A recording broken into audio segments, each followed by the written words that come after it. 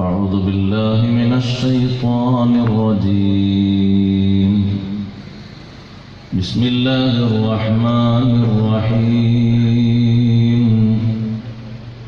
فإن طائفتان من المؤمنين اقتتلوا فأصلحوا بينهما فإن بغت إحداهما على الأخرى فقاتلوا التي تبغي حتى تفيء إلى أمر الله فإن فاءت فأصلحوا بينهما بالعدل واقسطوا إن الله يحب المقسطين إنما المؤمنون إخوة فأصلحوا بين أخويكم واتقوا الله لعلكم ترحمون صدق الله العلي العظيم صدق وصدق وبلغ رسوله النبي الكريم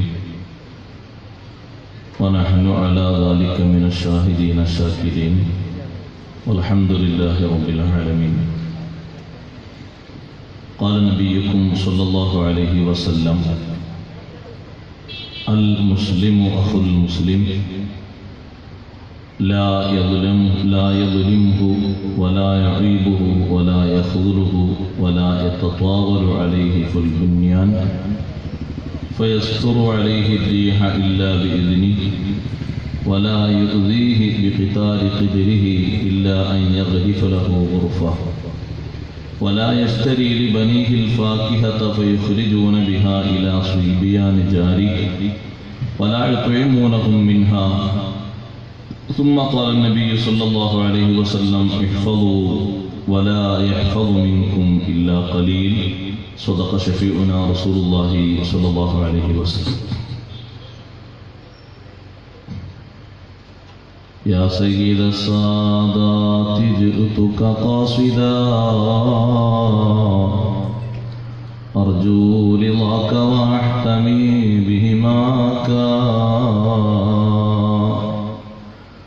يا سيد الثقلين يا كنز الوراء جد لي بجودك وارضني برضاك أنا طامع بالجود منك ولم يكن لأبي حنيفة في الأنام سواك ബഹുമാനമുള്ള സയ്യിദന്മാരെ, ഉസ്താദുമാരെ, പ്രിയപ്പെട്ട സഹോദരന്മാരെ, സഹോദരിമാരെ, സുഹൃത്തുക്കൾ,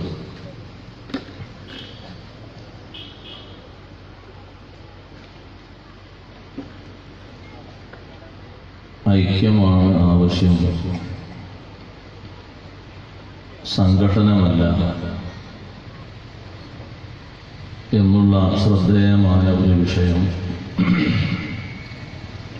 സൂറത്തുൽ ഹുജറാത്തിലെ 9-10 ആയത്തുകളെ അടിസ്ഥാനപ്പെടുത്തി ചുരുങ്ങിയ തഫ്സീറുകൾ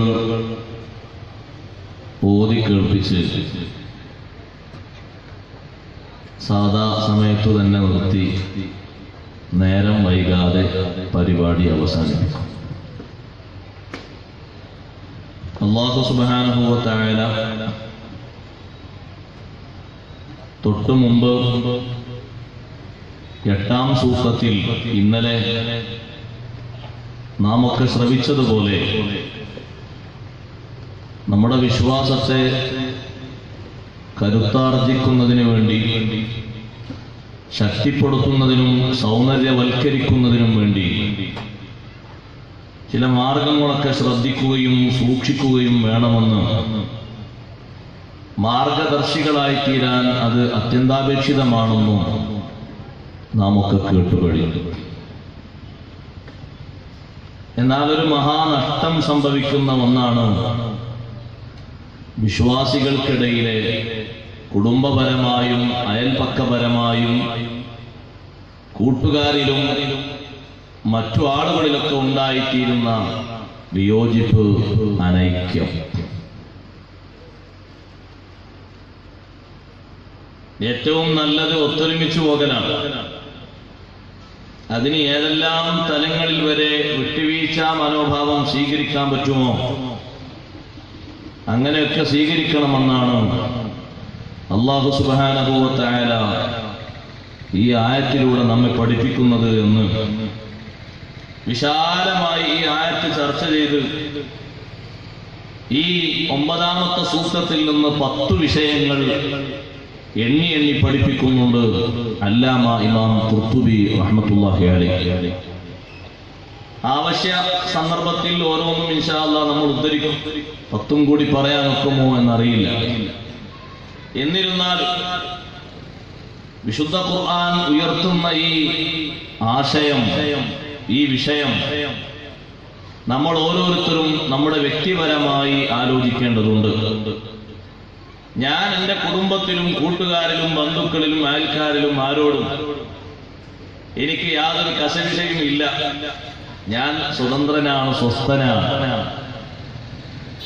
എനിക്ക് എൻ്റെ ജോലിയിലും എൻ്റെ ആരാധനയിലും ആത്മീയ വശങ്ങളിലും ഒന്നും അത്തരത്തിലുള്ള വിള്ളലുകൾ വന്നു ചേർന്ന് അതിൻ്റെ യഥാർത്ഥ ഭംഗിയും യഥാർത്ഥ മുതലും നഷ്ടപ്പെടുത്തുന്നില്ല.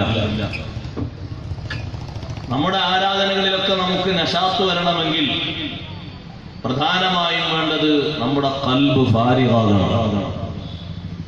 ഫറാഗുൽ ഖൽബാണല്ലോ ഖുശൂഇന്റെ ഒരു മാർഗമായി സൈനുദ്ദീൻ മഖ്ദൂം റളിയല്ലാഹു അൻഹു അടക്കമുള്ള മഹാരഥന്മാർ നമ്മെ പഠിപ്പിച്ചത്. ആ ഫറാഗുൽ ഖൽബ്, മനസാന്നിധ്യം ലഭിക്കുന്നതിന് വരേണ്ടതില്ലാത്ത കുറെ വൈകല്യങ്ങളും ചേറുകളും മനസ്സിൽ നിന്ന് മാറിക്കിട്ടണം. ജോലിയെടുക്കുന്നവരോട് അതൊരു എൻഡിൽ എത്തിക്കാൻ പറയാനുള്ള കാരണം തന്നെ മനസാന്നിധ്യം കിട്ടാനാണ്. എഴുതിക്കൊണ്ടിരിക്കുന്ന ഒരു പഠിതാവ് അതൊരു സ്റ്റേജിലെത്തി നിർത്തണം.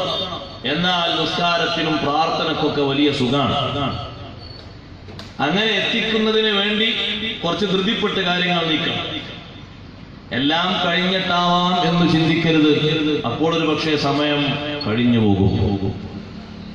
ചെയ്യുന്ന കാര്യത്തിൽ വളരെയധികം മനസ്സിന് പൊരുത്തമുണ്ടാകാൻ, ഇണക്കമുണ്ടാകാനും അത്തരത്തിലൊരു വിഷയം നിർദ്ദേശിക്കപ്പെടുമ്പോൾ നമ്മൾ ഈ ദുനിയാവിൽ നിന്ന് വിടവാങ്ങുന്ന സമയത്ത് ആരോടും ഒരു ചൊറിച്ചിലില്ലാതെ എല്ലാവരോടുമുള്ള സൗഹൃദവും സാഹോദര്യവും ഈമാനികമായ ബന്ധവും കാത്തു സൂക്ഷിച്ച് പരിപൂർണരായ സ്വഹാബത്ത് വിടവാങ്ങിയതുപോലെ വിടവാങ്ങാൻ സാധിക്കണം. അവസാന സമയത്ത് ഞാൻ മരണപ്പെട്ടത് ഒരു മുസ്ലിമിന്റെ കൈകൊണ്ടായില്ലല്ലോ എന്ന് പറഞ്ഞ് സന്തോഷിച്ച മഹാനാണ് സയ്യിദുനാ ഉമർ ബിൻ ഖത്താബ് റളിയല്ലാഹു അൻഹു. അല്ലാഹു ഞാൻ ചോദിച്ച ഷഹാദത്ത് തന്നെയാണ് എനിക്ക് തന്നിരിക്കുന്നത്. അൽഹംദുലില്ലാഹില്ലദീ ലം യജ്അൽ മൗതി ബിയദി മുസ്ലിം. ഒരു മുസ്ലിമിന്റെ കൈകൊണ്ടായില്ലല്ലോ എന്റെ മരണം, അല്ലാഹുവിനാണ് സർവ്വ സ്തോത്രങ്ങളും എന്ന് പറഞ്ഞ ഉമർ ബിൻ ഖത്താബ് റളിയല്ലാഹു അൻഹു മനസ്സിന്റെ സന്തോഷമാണ് രേഖപ്പെടുത്തുന്നത്. തൊട്ടു പിറകിൽ വന്ന ഉസ്മാൻ ബിൻ അഫ്ഫാൻ റളിയല്ലാഹു അൻഹു മഹാനവർകൾ ഉണ്ടാക്കിക്കൊടുത്ത സൗകര്യത്തിലും സംവിധാനത്തിലുമാണ് അന്നു മുതൽ ഇന്ന് വരെ ഖിയാമത്ത് നാൾ വരെ മദീനയിലെത്തുന്ന ജനവിഭാഗം ഉപയോഗിച്ചുകൊണ്ടിരിക്കുന്ന നിസ്കരിക്കാനുള്ള വിശാലമായ സ്ഥലവും വെള്ളം കുടിക്കാനുള്ള ബിഅ്റുൽ ഉസ്മാനിലെ വെള്ളമടക്കമുള്ള സൗകര്യങ്ങൾ, സംവിധാനങ്ങൾ, അതൊക്കെ തടസ്സം നിർത്തിയ ജനങ്ങളോടും ഉസ്മാൻ റളിയല്ലാഹു അൻഹുവിന്റെ വാക്ക് നിങ്ങൾക്കറിയൂലേ? ഒരു കിണറു സംവിധാനം ഇല്ലാഞ്ഞിട്ട് ആരാണ് ബിഅ്റ റൂമ വാങ്ങിത്തരാന്ന് ചോദിച്ചപ്പോ ഞാൻ വാങ്ങിത്തന്നു. ആ വെള്ളത്തിൽ നിന്നല്ലേ നിങ്ങൾ കുടിക്കുന്നത്? വിപ്ലവകാരികൾ പറഞ്ഞു, അതെ. നിസ്കരിക്കാൻ സൗകര്യം പോരാത്തത് കൊണ്ട് പള്ളി വിശാലമാക്കണം, അതിന് കുറച്ചുകൂടി സ്ഥലം വേണമെന്ന് ചോദിച്ചപ്പോ ഞാനത് വാങ്ങിത്തന്നു. ആ സ്ഥലത്തല്ലേ നിങ്ങൾ നിസ്കാരം നിർവഹിക്കുന്നത്? അതെ എന്നവർ പറഞ്ഞു. ഇതൊക്കെ പറഞ്ഞെങ്കിലും അവർ അവസാനം പറയുന്നത് വീട്ടിൽ നിന്ന് പുറത്തിറങ്ങരുത് എന്നാണ്. എന്നാൽ ശരി, ഞാൻ ഇറങ്ങിയാൽ നിങ്ങൾക്ക് വല്ല ബുദ്ധിമുട്ടുമുണ്ടെങ്കിൽ ഞാൻ ഇവിടെ ഇരുന്നു കൊള്ളാം, എന്നാലും നിങ്ങളെപ്പറ്റി എനിക്ക് നല്ല ധാരണയേ ഉള്ളൂ എന്ന് ഉസ്മാൻ ഇബ്നു അഫ്ഫാൻ റളിയല്ലാഹു അൻഹു പറയുമ്പോൾ അവരുടെ മനസ്സിന് ഉണ്ടായിരിക്കുന്ന ഒരു സന്തോഷവും ഒരു സ്നേഹവും ഒരു ഐക്യവും നമ്മൾ ഓർക്കേണ്ടതുണ്ട്. അലി ബിൻ അബി ത്വാലിബ് റളിയല്ലാഹു അൻഹുവിന്റെ വാക്കുകൾ, ശ്രദ്ധേയമായ വാക്കുകൾ നാം ഉദ്ധരിക്കാൻ പോകുന്നുണ്ട്. ഇമാം ഖുതുബി റളിയല്ലാഹു അൻഹു പറഞ്ഞു, ഇജ്തിഹാദിയായ വിഷയത്തിലുള്ള വീക്ഷണ വ്യത്യാസപ്രകാരം സ്വഹാബിമാരിൽ പലരോടുമായി സമര പോരാട്ടത്തിൽ ഏറ്റുമുട്ടേണ്ടി വന്ന രംഗങ്ങൾ ഉണ്ടായിട്ടുണ്ട്. പക്ഷേ ആ ഏറ്റുമുട്ടിയ സ്വഹാബിമാരെ പറ്റി, താബിയുകളെ പറ്റി അവർ ഒരിക്കലും നീചരാണ് എന്നോ നികൃഷ്ടരാണ് എന്നോ അല്ലെങ്കിൽ അരുതാത്തത് ചെയ്തു എന്നോ അലി ബിൻ അബി ത്വാലിബ് റളിയല്ലാഹു അൻഹു പറയുന്നില്ല. നാം അത് പ്രത്യേകം മനസ്സിലാക്കേണ്ടത് നമ്മുടെ കുടുംബത്തിൽ, ഞാൻ ആമുഖമായി ആയത്തിലേക്ക് കടക്കുന്നതിന് നമ്മുടെ കുടുംബത്തിൽ ആരെ കണ്ടാലും ഫേസ് ചെയ്യാൻ പറ്റുമോ? ബഹിഷ്കരിച്ചു നിർത്തേണ്ടവരുണ്ടാകും. അവരിങ്ങോട്ട് നന്നായി വരാൻ അത് ഇസ്ലാം അനുവദിച്ച ബഹിഷ്കരണമാണ്. അവരാണല്ലോ ഫാസിഖും മുബ്തദിഉം. നമ്മൾ ഇന്നലെയും കഴിഞ്ഞ ദിവസവും പറഞ്ഞു. അത് നല്ല മനസ്സോടെ അവർ തിരിച്ചു വരാനുള്ള ഒരു ബഹിഷ്കരണമാണ്. ശാരീരികമായ പരിഗണനകൾ, മാനുഷിക പരിഗണനകൾ നൽകേണ്ടിടത്ത് അവർക്കും നൽകേണ്ടതുണ്ട്. അങ്ങനെയാണ് വിശുദ്ധ ഇസ്ലാം പഠിപ്പിക്കുന്നത്. മാനുഷികമായ പരിഗണനയിൽ എല്ലാവർക്കും പരിഗണിക്കേണ്ടതുണ്ട്, കൊടുക്കേണ്ടതുണ്ട്. പക്ഷേ ആദർശപരമായ പല മൂല്യങ്ങളിലും സംവിധാനങ്ങളിലും അവരോട് കൈകോർത്തു പോകാൻ പറ്റാതിരിക്കുന്നത് മാനസികമായി അവരോട് ചെറിയൊരു പൊരുത്തക്കേടുണ്ട്. അതെന്താണ്? ആശയരംഗത്ത്, ആദർശരംഗത്തുള്ള വൈകല്യമാണ്. അപ്പോൾ അവരൊരു തിരിച്ചറിവിന് തയ്യാറായി ഞാൻ ഈ നിൽക്കുന്ന ആശയം ശരിയല്ലെന്ന് മനസ്സിലാക്കി ബോധ്യപ്പെട്ട് തിരിച്ചു വരാനുള്ള ഒരു താൽക്കാലിക ബഹിഷ്കരണം അതുണ്ട്. നബി സല്ലല്ലാഹു അലൈഹി വസല്ലം തങ്ങൾ നടപ്പാക്കിയിട്ടുണ്ട്, സ്വഹാബത്ത് നടപ്പാക്കിയിട്ടുണ്ട്, താബിയുകളും താബിയുകളും നടപ്പിലാക്കിയിട്ടുണ്ട്. ആ നിലക്കല്ലാതെ ഭൗതികമായ, സാമ്പത്തികമായ മറ്റു വല്ല നീക്കുപോക്കുകളുടെയും പിന്നിൽ പിണങ്ങിയിരിക്കുന്നവരുണ്ടെങ്കിൽ നമ്മൾ ഈ ആയത്ത് കേൾക്കലോടെ അല്പം മാറേണ്ടതാണ്. പിണക്കം ഇവിടെ മാത്രമുള്ള ഒരു ദുരിതമല്ല, ദുരന്തമല്ല. പാരത്രിക ലോകത്തും ദുരിതപൂർണമായ അവസ്ഥകളാണ് പിണങ്ങിയവർക്ക് വരാനുള്ളത്. നമ്മുടെ വിഷയത്തിൽ 10-ാം സൂക്തം വിവരിക്കുന്നിടത്ത് മഹാരഥന്മാരായ ഖുർആൻ പണ്ഡിതർ മുഴുവനും രണ്ട് മുസ്ലിങ്ങൾ ഒരുമിച്ച് കഴിയേണ്ടതിന്റെ, ഒരു മുസ്ലിം സമൂഹത്തിൽ വർത്തിക്കേണ്ടതിന്റെ യഥാർത്ഥ വശം ഹബീബ് സല്ലല്ലാഹു അലൈഹി വസല്ലം തങ്ങളുടെ വചനങ്ങളിൽ നിന്ന് നമുക്ക് വ്യക്തമാക്കി തരുന്നു. ബിസ്മില്ലാഹിർ റഹ്മാനിർ റഹീം. വഇൻ ത്വായിഫതാനി മിനൽ മുഅ്മിനീൻ, വിശ്വാസികളിൽപ്പെട്ട രണ്ടു വിഭാഗം ഇഖ്തതലു, അവർ ഏറ്റുമുട്ടിയാൽ, വാഗ്വാദങ്ങളിൽ ഏർപ്പെട്ടാൽ, പരസ്പരം കലഹങ്ങളിൽ ഏർപ്പെട്ടിട്ട് അവർക്കിടയിൽ ഭിന്നിപ്പും വിള്ളലും വന്നുപോയാൽ, ഫഅസ്ലിഹൂ ബൈനഹുമാ, അവർക്കിടയിൽ നിങ്ങൾ ഐക്യമുണ്ടാക്കണം, യോജിപ്പുണ്ടാക്കണം. നിങ്ങൾ അവർക്കിടയിൽ നല്ല അവസ്ഥകൾ ഉണ്ടാക്കിയെടുക്കണം. ഫഇൻ ബഗത് ഇഹ്ദാഹുമാ അലൽ ഉഖ്റാ, നല്ല നിലയിൽ യോജിപ്പിച്ച ശേഷം അവരിൽപ്പെട്ട ഒരു വിഭാഗം, അത് 2 ആളുകളാകാം, 3 ആളുകളാകാം, ഒരു ടീം ഒന്നാകുമാകാം, ഒരു വിഭാഗം പിന്നെയും കടന്നാക്രമണം നടത്തുന്നു. വാക്കുകളെ കൊണ്ട്, പ്രവൃത്തികളെ കൊണ്ട് ആ സുൽഹ് മറികടന്ന് വീണ്ടും അവർ അതിക്രമം ചെയ്താൽ, ഫഖാതിലുല്ലതീ തബ്ഗി, അതിക്രമം ചെയ്ത വിഭാഗത്തോട് നിങ്ങൾ ഏറ്റുമുട്ടണം. ഏറ്റുമുട്ടണം എന്ന് പറയുമ്പോഴേക്ക് വാള് മാത്രം കൽവിൽ വരരുത്. തഫ്സീറിലേക്ക് വരുന്നുണ്ട്. അവരെ തിരിച്ചു കൊണ്ടുവരാനുള്ള മാർഗമാണ് അല്ലാഹു ആ പറഞ്ഞതിന്റെ താല്പര്യം. ഒരു പക്ഷേ നല്ല നിർദ്ദേശങ്ങൾ വീണ്ടും വീണ്ടും കൊടുക്കണം. അതിക്രമകാരികളായ ആളുകളെ ചെന്ന് അവരെ മറ്റുള്ള വിഷയത്തിലേക്ക് ശ്രദ്ധ തിരിയും മുമ്പ് ഉണ്ടായ അതിക്രമത്തെപ്പറ്റി ബോധ്യപ്പെടുത്തി നല്ലോണം ഇരുത്തി ചിന്തിപ്പിക്കാനുള്ള മാർഗോപദേശം കൊടുക്കണം. അല്ല, അവർ വാളും കുന്തവും തന്നെ എടുത്ത് പരാക്രമത്തിന് വരികയാണെങ്കിൽ തടയേണ്ട രൂപത്തിൽ അവരോടൊരു പ്രതിരോധ മാർഗം സ്വീകരിക്കേണ്ടതും ഉണ്ട്.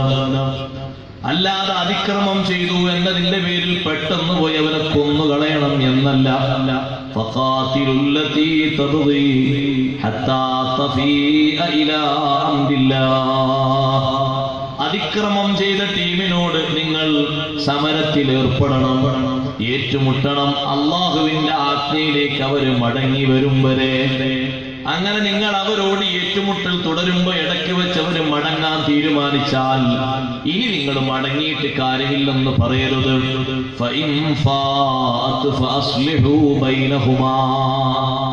രണ്ടാമതും അവര് മടങ്ങി വന്ന് നന്നാകാൻ തീരുമാനിച്ചാൽ അവർക്കിടയിൽ നിങ്ങൾ രജ്ഞിപ്പുണ്ടാക്കണം. ബിൽ അദ്ലി, നയപരമായ മാർഗങ്ങൾ സ്വീകരിച്ചുകൊണ്ട്, ഉചിതമായ മാർഗങ്ങൾ സ്വീകരിച്ചുകൊണ്ട്, നീതിയുക്തമായ വഴികൾ നിറക്കിക്കൊണ്ട് അവർക്കിടയിൽ നിങ്ങൾ സുൽഹുണ്ടാക്കണം.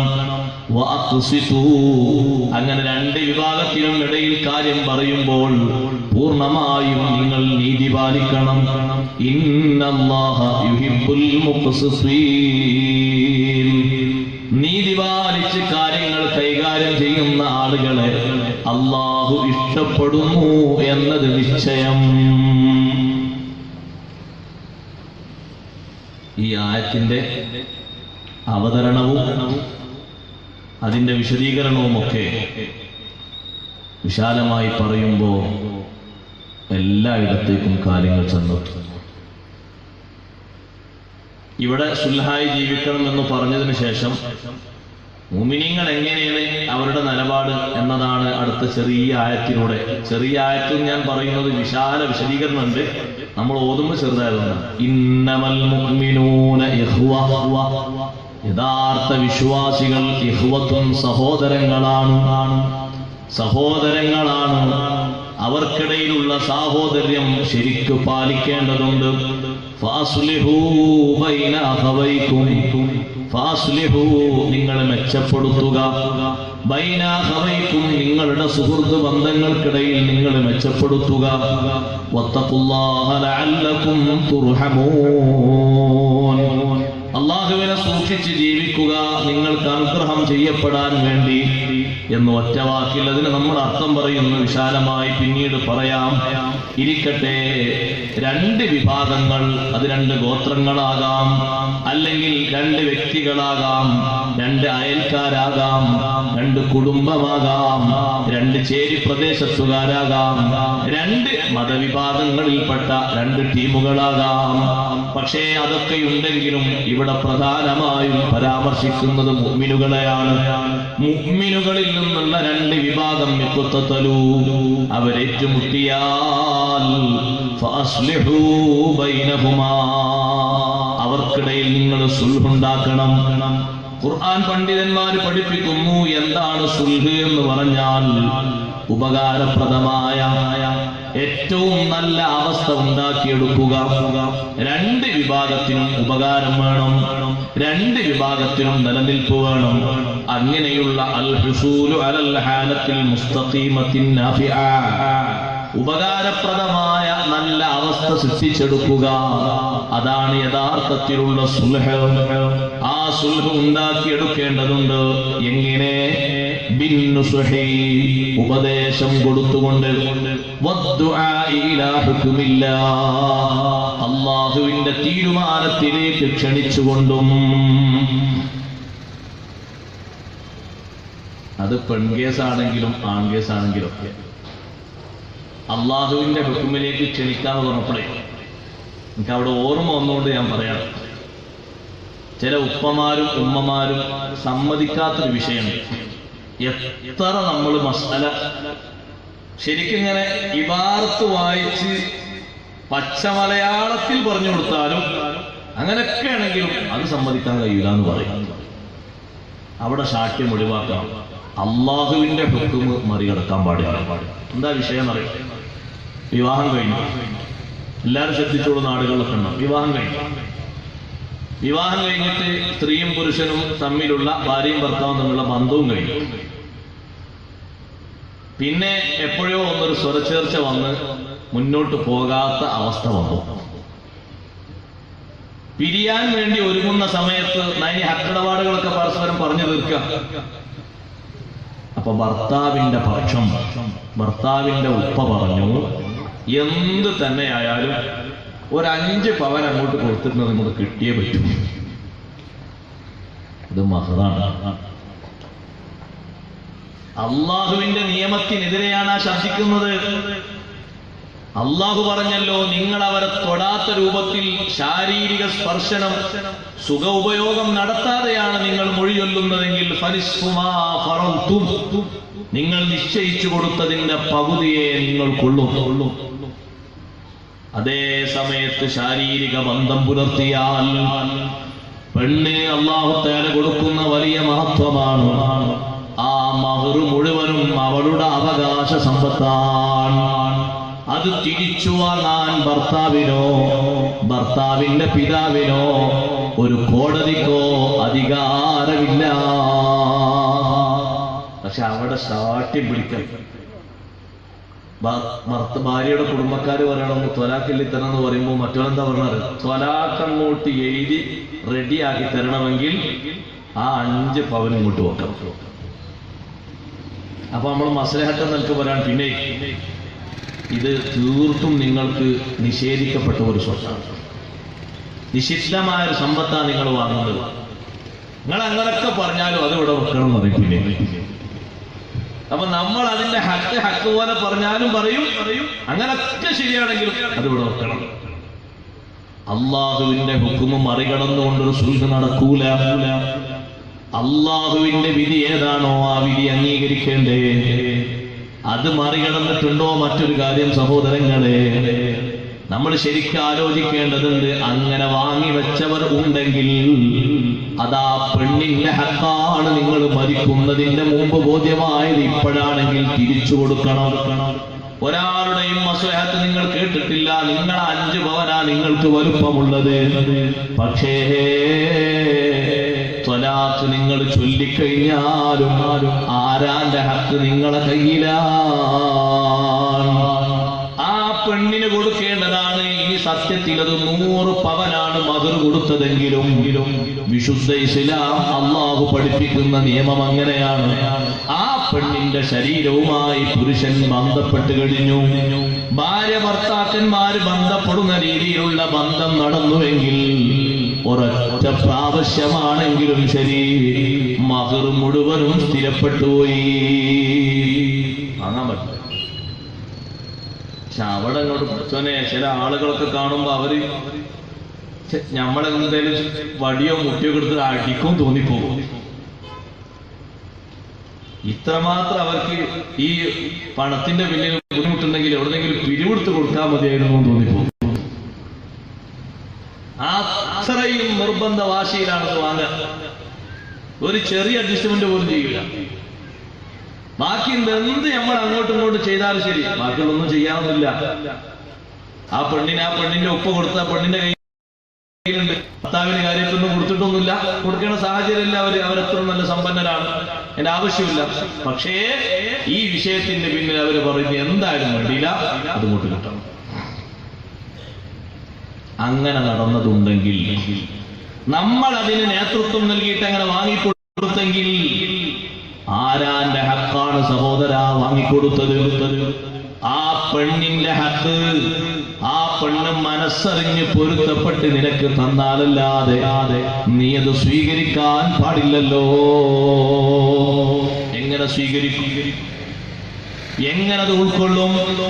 ആ പെണ്ണിന് ഇസ്ലാം കൊടുക്കുന്ന വലിയൊരു വിലയാണത്, വലിയ നിലവാരമാണ്. പുരുഷൻ എന്താ സംഭവിച്ചത്? ഒന്നും സംഭവിച്ചിട്ടില്ലല്ലോ. സുബ്ഹാന ജല്ല ജലാലുഹു. ഞാൻ അതിവിടെ പറയാനുള്ള കാരണം, രണ്ട് വിഭാഗങ്ങൾക്കും ഇടയിലും മസ്ലഹത്തുണ്ടാക്കുമ്പോ ഉപദേശിക്കുകയും അള്ളാഹുവിന്റെ തീരുമാനം പറഞ്ഞു കൊടുക്കുകയും വേണം. ആ രണ്ട് മാർഗങ്ങളും വേണമെന്ന് മസ്ലഹത്തിനെ പറ്റി പറഞ്ഞിടത്ത് ഖുർആൻ പണ്ഡിതന്മാര് പറഞ്ഞിട്ടുണ്ട്. ഉമർ ബിൻ അബ്ദുൽ അസീസ് റളിയല്ലാഹു അൻഹു പറഞ്ഞതും അങ്ങനെ തന്നെയാണ്. മൻ വസല അഖാഹു ബിനസീഹത്തിൻ ഫീ ദീനിഹി, ഒരാൾ തന്റെ സുഹൃത്തിനോട് അവന്റെ ദീനിലുള്ള വിഷയത്തെപ്പറ്റി ഓർമ്മപ്പെടുത്തി കൊടുത്തു. ദീനിൽ ഇങ്ങനെയാണ് നീ സ്വീകരിക്കേണ്ടത് എന്നിട്ട് ദുനിയാവിന്റെ നേട്ടവും അവൻ ഓർമ്മപ്പെടുത്തി കൊടുത്താൽ ഫഖദ് അഹ്സന സിലതഹു, ആ സുഹൃത്തിനോടുള്ള ബന്ധം മെച്ചപ്പെടുത്തി. ദീനിൽ നിനക്ക് ഗുണം ഇങ്ങനെയാണ്, എന്നാൽ ദുനിയാവിൽ ഇങ്ങനെ നേട്ടം കിട്ടും. രണ്ടും അങ്ങോട്ട് പറഞ്ഞു കൊടുത്ത് മസ്ലഹത്താക്കിയാൽ ആ ബന്ധം അങ്ങോട്ട് സൗന്ദര്യപ്പെടുത്തും. അപ്പൊ രണ്ടും പറയണം, ദീനിയായിട്ടുള്ളതും പറയണം, ദുന്യവിയായിട്ടുള്ളതും പറയണം. പറഞ്ഞിട്ടാകണം മസ്ലഹത്തിന്റെ ശൈലി സ്വീകരിക്കേണ്ടത്. അതാണ് ഉമർ ബിൻ അബ്ദുൽ അസീസ് റളിയല്ലാഹുവിന്റെ വാക്കാണ് സത്യത്തിൽ ഇപ്പോഴും നടക്കാറുള്ളത്. രണ്ടും നമ്മൾ പറയാറുണ്ട്. ദുനിയാവിൽ നിനക്ക് ചൊറ വരാതിരിക്കാൻ, കേസ് വരാതിരിക്കാൻ നീ ഈ വഴി സ്വീകരിക്കലാ നല്ലത് എന്ന് പറഞ്ഞു കൊടുക്കാറുണ്ട്. നിന്റെ ദീനിൽ ആഖിറത്തിൽ നിനക്ക് നഷ്ടം വരാതിരിക്കാൻ നീ സ്വീകരിക്കേണ്ട മാർഗം ഇങ്ങനെയാണെന്നും പറഞ്ഞു കൊടുക്കാറുണ്ട്. രണ്ട് മാർഗങ്ങളും പറഞ്ഞു കൊടുത്താൽ ഫഖദ് അഹ്സന സിലതഹു, അവനോടുള്ള ബന്ധം നന്നാക്കി, മെച്ചപ്പെടുത്തി, കേടായി വന്നത് പരിഹരിച്ചു. സുബ്ഹാന ജല്ല ജലാലുഹു. അപ്പോൾ സഹോദരങ്ങളെ, മനുഷ്യന്മാർക്കിടയിൽ വരുന്ന രജ്ഞിപ്പ്, ആ രജ്ഞിപ്പ് മനുഷ്യന്മാർക്കിടയിൽ വരുന്ന അനൈക്യത്തിൽ രജ്ഞിപ്പുണ്ടാക്കുക എന്നത് വലിയ കർമ്മമാണ്. മനുഷ്യന്മാർക്കിടയിൽ വരുന്ന വിയോജിപ്പുകൾ ഐക്യപ്പെടുത്തുന്നത് വലിയ ശ്രേഷ്ഠതയുള്ള അമലാണ്. ബഹുമാനപ്പെട്ട ഹബീബ് റസൂലുള്ളാഹി സ്വല്ലല്ലാഹു അലൈഹി വസല്ലം തങ്ങൾ മസ്ലഹത്ത് പറയുന്ന ആളുകൾക്ക് പറ്റിയ പറഞ്ഞ ഹദീസ് നോക്ക് നിങ്ങൾ. പഞ്ചായത്ത് പറഞ്ഞിട്ട് മസ്ലഹത്ത് പറഞ്ഞിട്ട് യോജിപ്പിക്കും. രണ്ട് കുടുംബം, രണ്ട് അയൽക്കാര്, ബാപ്പയും മോനും, അല്ലെങ്കിൽ മകളും ഉമ്മയും, അല്ലെങ്കിൽ അമ്മായിമ്മയും മരുമകളും, അങ്ങനെ തുടങ്ങി പല രംഗങ്ങളുമില്ലേ. അവർക്കിടയിലൊക്കെ ഒന്ന് പറഞ്ഞ് തീർപ്പാക്കി, നല്ല ചേലിലാക്കി, നേരത്തെ കഴിഞ്ഞതൊക്കെ വിട്ട് സലാമൊക്കെ പറഞ്ഞ് നല്ല രൂപത്തിലാക്കി, അങ്ങനെ ആ ഒത്തുതീർപ്പ് ചെയ്യുന്ന പണിയെപ്പറ്റി ബഹുമാനപ്പെട്ട റസൂലുള്ളാഹി സ്വല്ലല്ലാഹു അലൈഹി വസല്ലം നിങ്ങൾ പറഞ്ഞ ഒരു ഹദീസ് പറയട്ടെ. അലാ ഉഖ്ബിറുകും ബി അഫ്ളല മിൻ ദറജത്തി സിയാമി വസ്സലാത്തി വസ്സദഖാ, നിസ്കാരത്തെക്കാളും ധർമ്മത്തെക്കാളും നോമ്പിനെക്കാളും മഹത്വം കിട്ടുന്ന ഒരു പദവി നിങ്ങൾക്ക് ഞാൻ അറിയിച്ചു തരട്ടെയോ? നിസ്കാരം വലിയ പവറുള്ളതാണ്, സ്വതക്കയും വലിയ ശ്രേഷ്ഠതയുള്ളതാണ്, നോമ്പ് വലിയ മഹത്വമുള്ളതാണ്. ഈ മൂന്നെണ്ണവും എണ്ണി പറഞ്ഞിട്ട് തങ്ങൾ പറഞ്ഞു ബി അഫ്ളല മിൻ ദറജത്തി സിയാമി വസ്സലാത്തി വസ്സദഖാ, നിസ്കാരവും നോമ്പും ധർമ്മത്തെക്കാളും ശ്രേഷ്ഠമായ ഒരു ദറജ പറഞ്ഞു തരട്ടെയോ? സ്വഹാബത്ത് പറഞ്ഞു ബലാ യാ റസൂലല്ലാഹ്, അതേ നബിയേ. തങ്ങൾ പറഞ്ഞു ഇസ്ലാഹു ദാത്തിൽ ബൈൻ, തർക്കം പരിഹരിക്കുക. ഇത് വലിയ ശ്രേഷ്ഠതയാണ്. തർക്കം പരിഹരിക്കുക, മനസ്സ് യോജിപ്പിക്കുക. എന്തൊരു നല്ല അമലാ നോക്ക് നിങ്ങൾ. പിന്നെ അവർ കുടിക്കുന്ന ഓരോ വെള്ളത്തിലും അവർക്ക് സ്വാദ് കൂടുകയാണ്. ഭക്ഷണത്തിൽ അവർക്ക് ഐശ്വര്യം വർദ്ധിക്കാം, ഉറങ്ങുമ്പോൾ അവർക്ക് ആരോഗ്യം വർദ്ധിക്കാം. കാരണം തർക്കം പരിഹരിച്ചു കിട്ടി. അപ്പോൾ ഒരു മനുഷ്യൻ ചെയ്യുന്ന കർമ്മങ്ങളിൽ അതിന് വലിയ മഹത്വമുണ്ട്. അതാണ് അല്ലാഹുവിടെ പറയുന്നത് വഇൻ ത്വായിഫതാനി മിനൽ മുഅ്മിനീന ഖതതലൂ, വിശ്വാസികളിൽ നിന്ന് രണ്ട് വിഭാഗം ആളുകൾ ഏറ്റുമുട്ടിയാൽ, തർക്കിച്ചാൽ, അവരങ്ങോട്ടും ഇങ്ങോട്ടും അസ്വാരസ്യങ്ങൾ ഉണ്ടാക്കിയാൽ ഫഅസ്ലിഹൂ ബൈനഹുമാ, അവർക്കിടയിൽ നിങ്ങൾ ഐക്യമുണ്ടാക്കണം, മസ്ലഹത്തുണ്ടാക്കണം. ലുഖ്മാനുൽ ഹക്കീം റളിയല്ലാഹു അൻഹു മോനെ വിളിച്ചിട്ട് പറഞ്ഞു, മോനെ കദിബ മൻ യഖൂൽ ഇന്ന അശ്ശർറ യുത്ഫിഉ അശ്ശർ, ഒരു ഷർറ് മറ്റൊരു ഷർറിനെ കെടുത്തിക്കളയും എന്ന് ആരെങ്കിലും പറഞ്ഞാൽ അത് കദിബാണ്, കളവാണ്. ഫൈൻ കാന സാദിഖൻ, ആ പറയുന്നവൻ സത്യവാനാണെങ്കിൽ ഫൽയുഖിദ് നാറൈനി, രണ്ട് തീ അവൻ കത്തിക്കട്ടെ, എന്നിട്ട് പിന്നോ നോക്കട്ടെ ഹൽ തുത്ഫിഉ ഇഹ്ദാഹുമാ അൽ-ഉഖ്റാ. അങ്ങനെ ഉണ്ടാകുക. ഓല് പറഞ്ഞില്ലേ, അവര് പറഞ്ഞതുകൊണ്ട് ഞങ്ങളും പറഞ്ഞു, ഇനി ഓല് പറഞ്ഞാൽ ഇനിയും പറയും, ഇനി അവർ വെച്ചാൽ ഇനിയും തന്നെ. അവരിങ്ങൾ എന്താ ചെയ്ത്? ഞങ്ങളെ അടിച്ചു, ഞങ്ങളും അടിച്ചു. അവരെന്ത് ചെയ്ത്? ചീത്ത പറഞ്ഞു, ബാപ്പനെ പറഞ്ഞു, ഉമ്മയെ പറഞ്ഞു, ഇവളും പറഞ്ഞോളി. അത് പരിഹാരമല്ല. ലുക്മാൻ ഹക്കീം റളിയല്ലാഹു അൻഹു പറയുന്നത് അങ്ങനെ ചില ആൾക്കാരാണ്. അവര് പറഞ്ഞു അതുപോലെ പറയണം, അതുകൊണ്ട് വിഷയം പരിഹാരാവില്ല. അവര് ചീത്ത വിളിച്ചോ, എന്നാ ഒരു ഡിഗ്രി കുറയണ്ട, അങ്ങനെ തന്നെ ചീത്ത വിളിക്കണം. അതൊരു പക്ഷേ പ്രതികാരാകും, പരിഹാരാകൂല. അതാണ് പറയുന്നത്, ഒരു ഷർറ് മറ്റൊരു ഷർറിനെ കെടുത്തിക്കളയുമെന്ന് ആരെങ്കിലും പറഞ്ഞാൽ മോനെ അത് കദിബാണെന്ന് നീ വിശ്വസിക്കണം. പറയുന്ന ആള് സത്യവാനാണെങ്കിൽ അയാൾ രണ്ട് തീ കത്തിക്കട്ടെ, എന്നിട്ട് ഒരു തീ മറ്റൊരു തീനെ കെടുത്തിക്കളയുന്നുണ്ടോ എന്ന് നോക്കട്ടെ. കെടുത്തിക്കളയൂല. വഇന്നമാ യുത്ഫിഉൽ മാഉൻ നാർ, തീനെ കെടുത്തുന്നത് വെള്ളമാണ്, വെള്ളം തീനെ കെടുത്തിക്കളയും. അതേ രൂപത്തിൽ ഷർറിനെ കെടുത്തുന്നത് ഖൈറാണ്. ഷർറിനെ ഷർറ് കെടുത്തൂല, ഷർറിനെ കെടുത്തുന്നത് ഖൈറാണ്. അപ്പൊ അസ്വാരസ്യം ഉണ്ടാവുക എന്നത് ഷർറാണ്. ആ ഷർറിന് മറ്റൊരു ഷർറല്ല ഉണ്ടാക്കേണ്ടത്, വേറെ ഒരു ഖൈറുണ്ടാക്കിയിട്ട് അത് പരിഹരിച്ചു കൊടുക്കണം, അടച്ചു കൊടുക്കണം. അതുകൊണ്ടാണ് സഹോദരങ്ങളെ, മറ്റൊരാളെ മസ്ലഹത്തിന് വേണ്ടി നമ്മൾ പ്രവർത്തിക്കണം. ഞാൻ അതിന്റെ ആ അവതരണ പശ്ചാത്തലം പറയുന്ന മുമ്പ് പറയട്ടെ. വേറൊരാളെ മസ്ലഹത്തിന് വേണ്ടി രണ്ടാൾക്കാരെ തമ്മിൽ യോജിപ്പിക്കുന്നതിന് നമ്മൾ പോകാമെന്നത് ചെറിയ കാര്യങ്ങൾ. പ്രിയപ്പെട്ട സഹോദരിമാരെ, ആ അപ്പുറത്തുള്ള കുടുംബത്തിൽ എന്നും അമ്മായിമ്മയും മരുമോളും തമ്മിൽ അങ്ങോട്ടും ഇങ്ങോട്ടും വക്കാനല്ലാത്തൊരു ദിവസമില്ല. നമ്മൾ ഇങ്ങനെ ആലോചിക്കണം, എന്താണ് മാർഗം? ഒന്ന് അവരൊന്ന് യോജിപ്പിലാക്കാം. എവിടെയാണ് വിഷയത്തിൽ മർമ്മം കിടക്കുന്നത്? ഒന്ന് ചിന്തിച്ച് ആലോചിച്ച് അതൊന്ന് പരിഹരിച്ചു കൊടുത്താൽ നമ്മൾ നിരക്കാത്ത പദവി അല്ലാഹു നമുക്ക് തരും. കണ്ടില്ലേ അതിന് മഹാന്മാര് തെളിവ് പറയുന്നത്?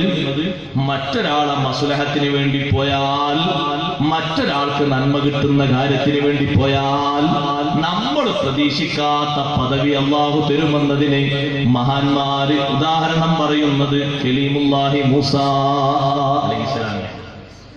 മൂസാ നബി അലൈഹിസ്സലാം മദീനയിൽ നിന്ന് വരികയാണ്. ശുഐബ് നബി അലൈഹിസ്സലാമിന്റെ അടുത്ത് 10 കൊല്ലം താമസിച്ച് ശുഐബ് നബി അലൈഹിസ്സലാമിന്റെ പുത്രി സയ്യിദ സഫൂറ ബീവി റളിയല്ലാഹു അൻഹയെ വിവാഹം ചെയ്ത് ഇനി മിസ്റിലേക്ക് മടങ്ങി നാട്ടിലേക്ക് പോകും. പോകുമ്പോ നേരം ഇരുട്ടി, നല്ലോണം ഇരുട്ട് പരന്നു. മൂസാ നബി അലൈഹിസ്സലാം പറഞ്ഞു ഭാര്യനോട്, ഒന്ന് ഇവിടെ നിൽക്കും, ഇവിടെ ഇപ്പൊ ആൾക്കാരൊന്നും വരില്ല, ഇവിടെ നിൽക്കണം.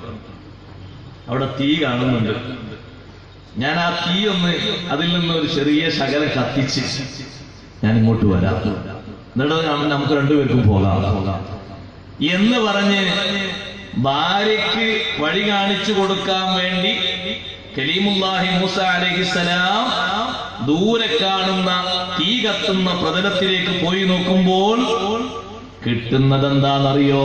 അല്ലാഹുവിന്റെ കലാമാണ്. ആ തീയുടെ സവിധത്തിലെത്തുമ്പോഴല്ലേ അല്ലാഹു വിളിക്കുന്നത്, യാ മൂസ ഇന്നി അനല്ലാഹു റബ്ബുൽ ആലമീൻ. മൂസാ നബിയെ, ഞാൻ അല്ലാഹുവാൻ, ലോകരക്ഷിതാവായ അല്ലാഹുവാണ്. നിങ്ങളെ ഭാര്യയ്ക്കൊരു മസ്ലഹത്ത് വിചാരിച്ച് നിങ്ങൾ ഇങ്ങോട്ട് വന്നില്ലേ, നിങ്ങൾക്ക് വേറൊരു പദവി ഞാനിതാ തരുന്നു, ഇതുവരെ തന്നിട്ടില്ലാത്തൊരു പദവി തരുന്നു. എന്താണ് ആ പദവി എന്നറിയുമോ?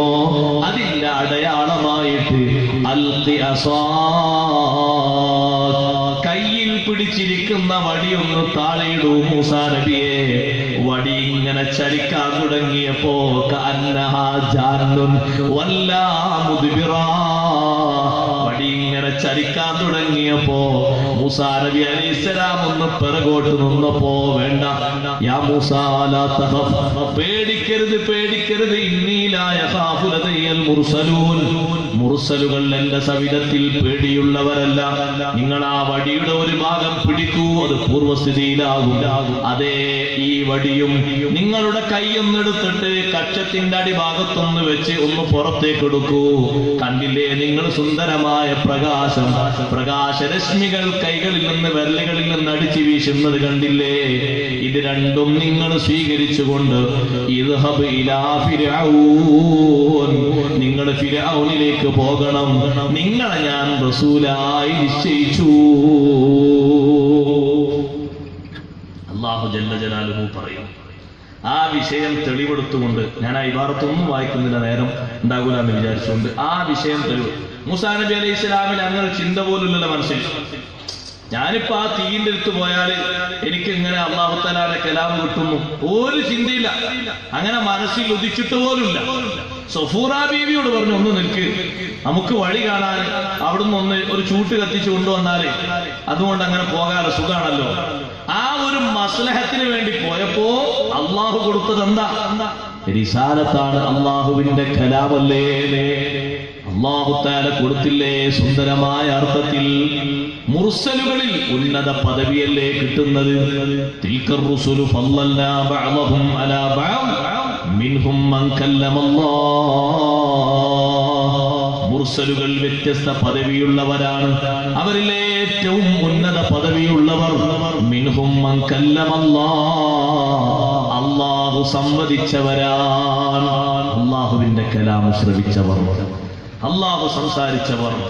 അതിൽപ്പെട്ട കലീമുല്ലാഹി മൂസ അലൈഹിസ്സലാത്തു വസ്സലാമിന് മറ്റുള്ളവരുടെ ആവശ്യ നിർവഹണത്തിന് വേണ്ടി പോയപ്പോൾ ഇങ്ങനെ ലഭിച്ചെങ്കിൽ കാക്കക്കാരണവന്മാരോട് പറയട്ടെ, ഉമ്മമാരോട് പറയട്ടെ, ഉപ്പമാരോട് പറയട്ടെ, സമൂഹത്തിൽ വ്യത്യസ്ത ഗ്രേഡുകളിൽ ജീവിക്കുന്ന പ്രതിനിധികളോട് പറയട്ടെ, എന്തെങ്കിലും ഒരു അപ്പുറത്തുള്ള ആളുകളിൽ അസ്വാരസ്യങ്ങൾ ഉണ്ടെന്നറിഞ്ഞാൽ പുറം നാടുകളെ മൊത്തം അറിയിക്കാതെ പരിഹരിക്കാനുള്ള വഴി നിങ്ങളിൽ ഉണ്ടെങ്കിൽ അത് ഉപയോഗപ്പെടുത്തണം.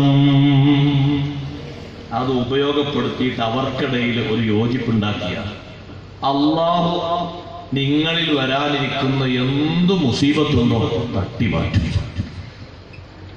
എന്താണോ അള്ളാഹു കണക്കാക്കിയത്? എന്റെ രണ്ട് അടിമകളെ തമ്മിൽ യോജിപ്പിച്ചില്ലേ, മനസ്സിണക്കിയില്ലേ, ജീവിതം നന്നാക്കി കൊടുത്തില്ലേ? അള്ളാഹു തആല തരുന്നതിന് നമുക്ക് അതിർവരമ്പ് നിശ്ചയിക്കാൻ കഴിയൂല. അതിപ്പോ അങ്ങനെ ആയിക്കോട്ടെ. അപ്പൊ പഞ്ചായത്തിന് പോകുന്ന ആൾക്കാരെ വേഗം കൊടുക്കാനും കിട്ടാനുള്ളത് പറഞ്ഞ് തീർപ്പാക്കരുത്. വളരെ കൂടുതൽ ശ്രദ്ധിക്കണം.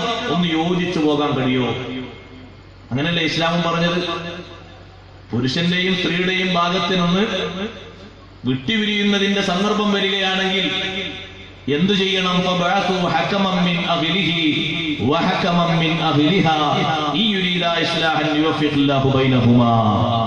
പുരുഷന്റെ ഭാഗത്തിനൊന്നും സ്ത്രീയുടെ ഭാഗത്തിനൊന്നും രണ്ട് മധ്യസ്ഥന്മാർ പോകണം. എന്തിനാ അവര് പോകുന്നത്? അവര് പോയിട്ട് ചർച്ച ചെയ്തിട്ട് അവർ രണ്ടുപേരും സുൽഹാൻ ഉദ്ദേശിക്കുന്നതെങ്കിൽ യുവഫിഖില്ലാഹു ബൈനഹുമാ, ആ ഭാര്യ ഭർത്താക്കന്മാർക്കിടയിൽ അല്ലാഹു തആല യോജിപ്പ് നൽകും. പിന്നിപ്പാട് പേടി. അപ്പൊ എന്തെങ്കിലും വിഷയത്തിൽ പോയിട്ട് യോജിക്കാനൊക്കെ കഴിയും, ഒന്ന് വിളിച്ച് ഒന്നുകൂടി സംസാരിച്ചാലെന്ന് പറയുമ്പോ നമ്മൾ കാരണവന്മാരായിട്ട് പോയിട്ട് എന്തെങ്കിലും കിട്ടാണ്ടോ? ആ കുറച്ച് കിട്ടാണ്ട്. എന്തെങ്കിലും കൊടുക്കാണ്ടോ? കുറച്ച് കൊടുക്കണം. ഞാൻ കൊടുക്കി കിട്ടി ഒന്ന് എഴുതിക്കാൻ തീർന്ന് എന്നേക്കുമായി തീർന്ന്. അങ്ങനെ പിന്നെ 10 കൊല്ലം കഴിയുമ്പോൾ അവർ ചിന്തിക്കാണ് ഒന്ന് യോജിച്ചാൽ തിരക്കടില്ല. ആ രണ്ട് മക്കളുണ്ടായിരുന്നു അന്ന്, 2 കുട്ടികള്.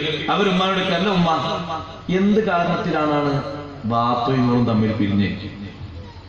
അപ്പൊ ഉമ്മ കുറെ ഇങ്ങനെ ആലോചിച്ച് പറയണം, ഞങ്ങളുടെ ഒരു പ്രശ്നമില്ല, അത് നിന്റെ അമ്മയും നിങ്ങളെ ബാപ്പാന്റെ അമ്മയും തമ്മിൽ എവിടുന്നോ ഒരു കച്ചറുണ്ടായി, അതിന്റെ പേരിൽ പിരിഞ്ഞതാ. മക്കളെ അവർ തമ്മിലുള്ള അസ്വാരസ്യത്തിന്റെ പിന്നെ ഞങ്ങൾ പിരിയേണ്ടി വന്നു. അപ്പൊ മക്കൾ ചോദിക്കാണ്, ഞങ്ങളെ ബാപ്പ തന്നെ, ബാപ്പ വേറെ കല്യാണം കഴിച്ചമ്മ, ഇല്ല. ബാപ്പ അങ്ങനെ ആ വീട്ടിലങ്ങനെ താമസിക്കുന്നുണ്ട്, പെങ്ങന്മാരും മറ്റൊക്കെ ഉണ്ട്. ഒന്ന് യോജിപ്പുണ്ടാക്കിയാൽ നടക്കുമോ? കൊല്ലം 25 കഴിഞ്ഞിട്ടുണ്ട്. ഞാൻ അതിന്റെ ചരിത്രമൊന്നും പറയില്ല, വർത്തമാനകാലത്ത് നടക്കുന്ന 25 കഴിഞ്ഞിട്ട്. ഉമ്മ പറയാണ് എനിക്ക് സമ്മതാണ്. എന്നാ വേർപിരിഞ്ഞത്? 24-ാം വയസ്സാണ്. ഇപ്പൊ 50-നോടടുത്തു.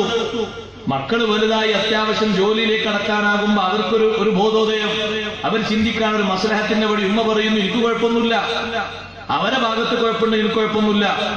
അപ്പൊ ഒരാൾ വിട്ട് വാപ്പ വിളിച്ച് വാപ്പ പറഞ്ഞു ഞാൻ എന്നോ കരുതുന്നുണ്ട്, പക്ഷെ നടക്കൂലെന്ന് കരുതിയിട്ടാണ്. ഉണ്ടെങ്കിൽ അപ്പൊ നേരത്തെ പ്രശ്നമൊന്നുമില്ല. പോയ മധ്യസ്ഥന്മാരെന്ത് ചെയ്തു? നീ കൊടുക്കാണ്ടോ? ആള് കൊടുക്കി. നീ കിട്ടാണ്ടോ? അങ്ങോട്ട് ഇങ്ങനെ ഇരിക്കാൻ പിരിച്ചു.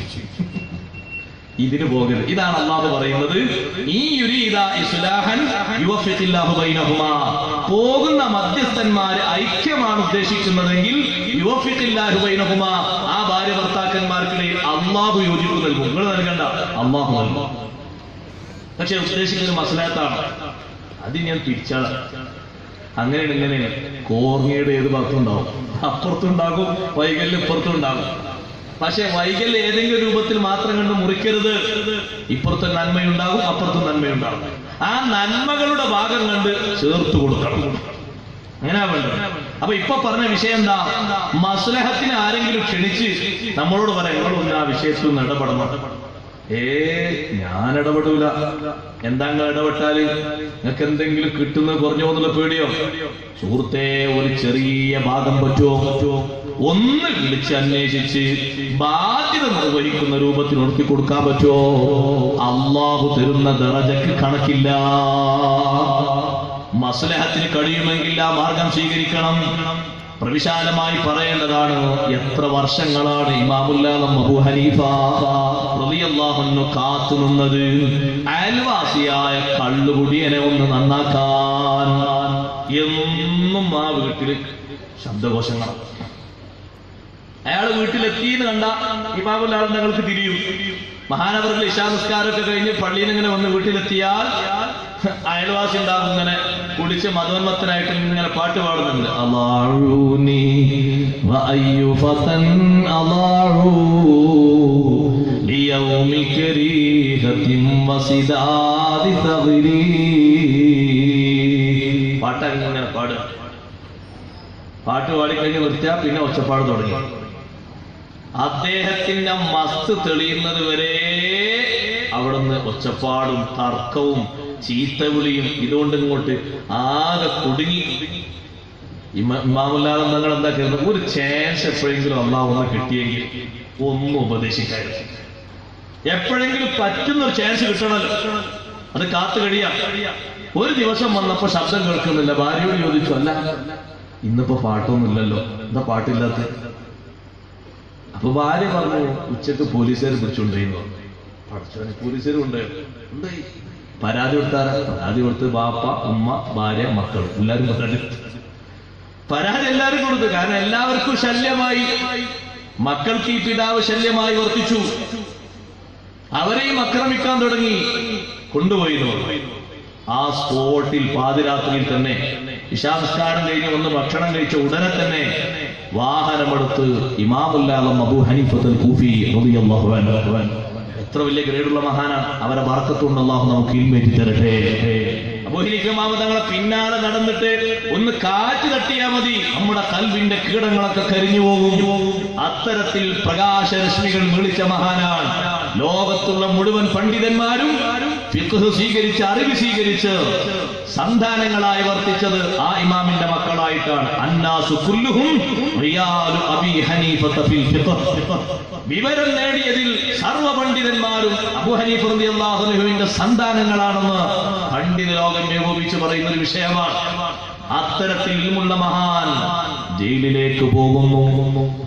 ജയിലിൽ എത്തുന്നത് രാത്രിയല്ലേ. ജയിൽ സൂപ്രണ്ടുമാരും ഉദ്യോഗസ്ഥന്മാരും പുറത്തേക്ക് ഓടിയിറങ്ങി അല്ല ഇമാം അവർകളെ, വീട്ടിൽ നിന്ന് പള്ളിയിലേക്ക്, പള്ളിയിൽ നിന്ന് വീട്ടിലേക്കുള്ള റൂട്ടാണല്ലോ പതിവുള്ളത്.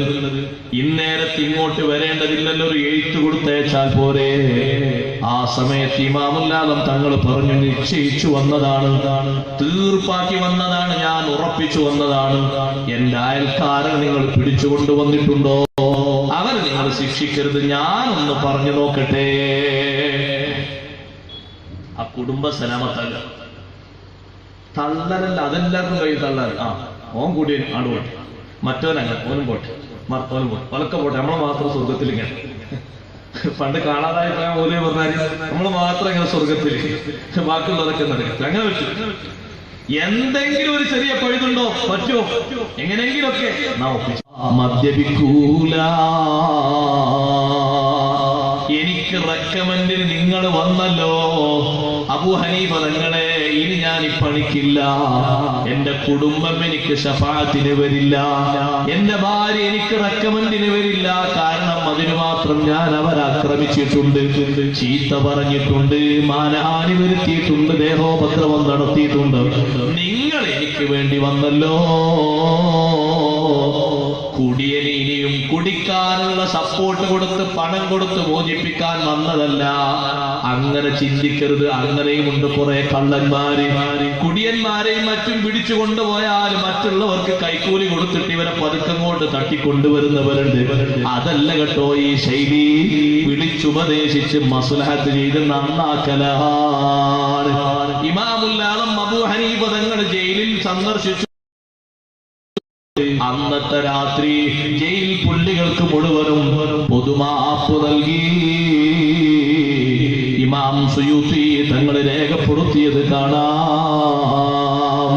ഞാൻ പറഞ്ഞു വന്നത്, തർക്കം പരിഹരിക്കുന്നിടത്ത് മഹാന്മാര് മുന്നിട്ടിറങ്ങിയത് കണ്ടില്ലേ? അതുകൊണ്ട് അള്ളാഹുവിന്റെ കൽപ്പന മാനിക്കണം.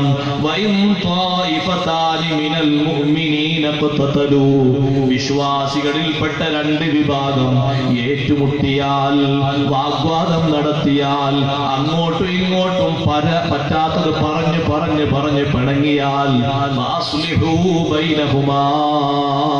അവർക്കിടയിൽ നിങ്ങൾ ഐക്യപ്പെടുത്തണം, ഒന്ന് യോജിപ്പുണ്ടാക്കണം, അവരെ നിങ്ങൾ നന്നാക്കണം, നല്ല രൂപത്തിലാക്കണം.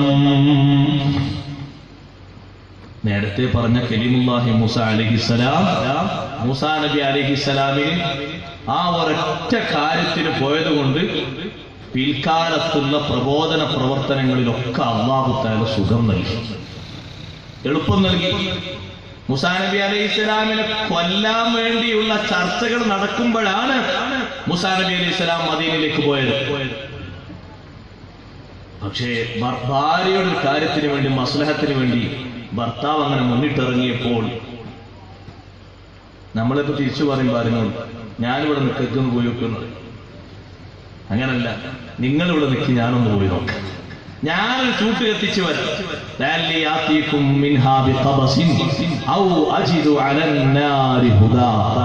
എന്തെങ്കിലും ഒരു ചൂട്ട് കത്തിച്ചു വരാം, അല്ലെങ്കിൽ ആ തീ കത്തിച്ചെടുത്ത് ആരെങ്കിലും ഉണ്ടാകുമല്ലോ.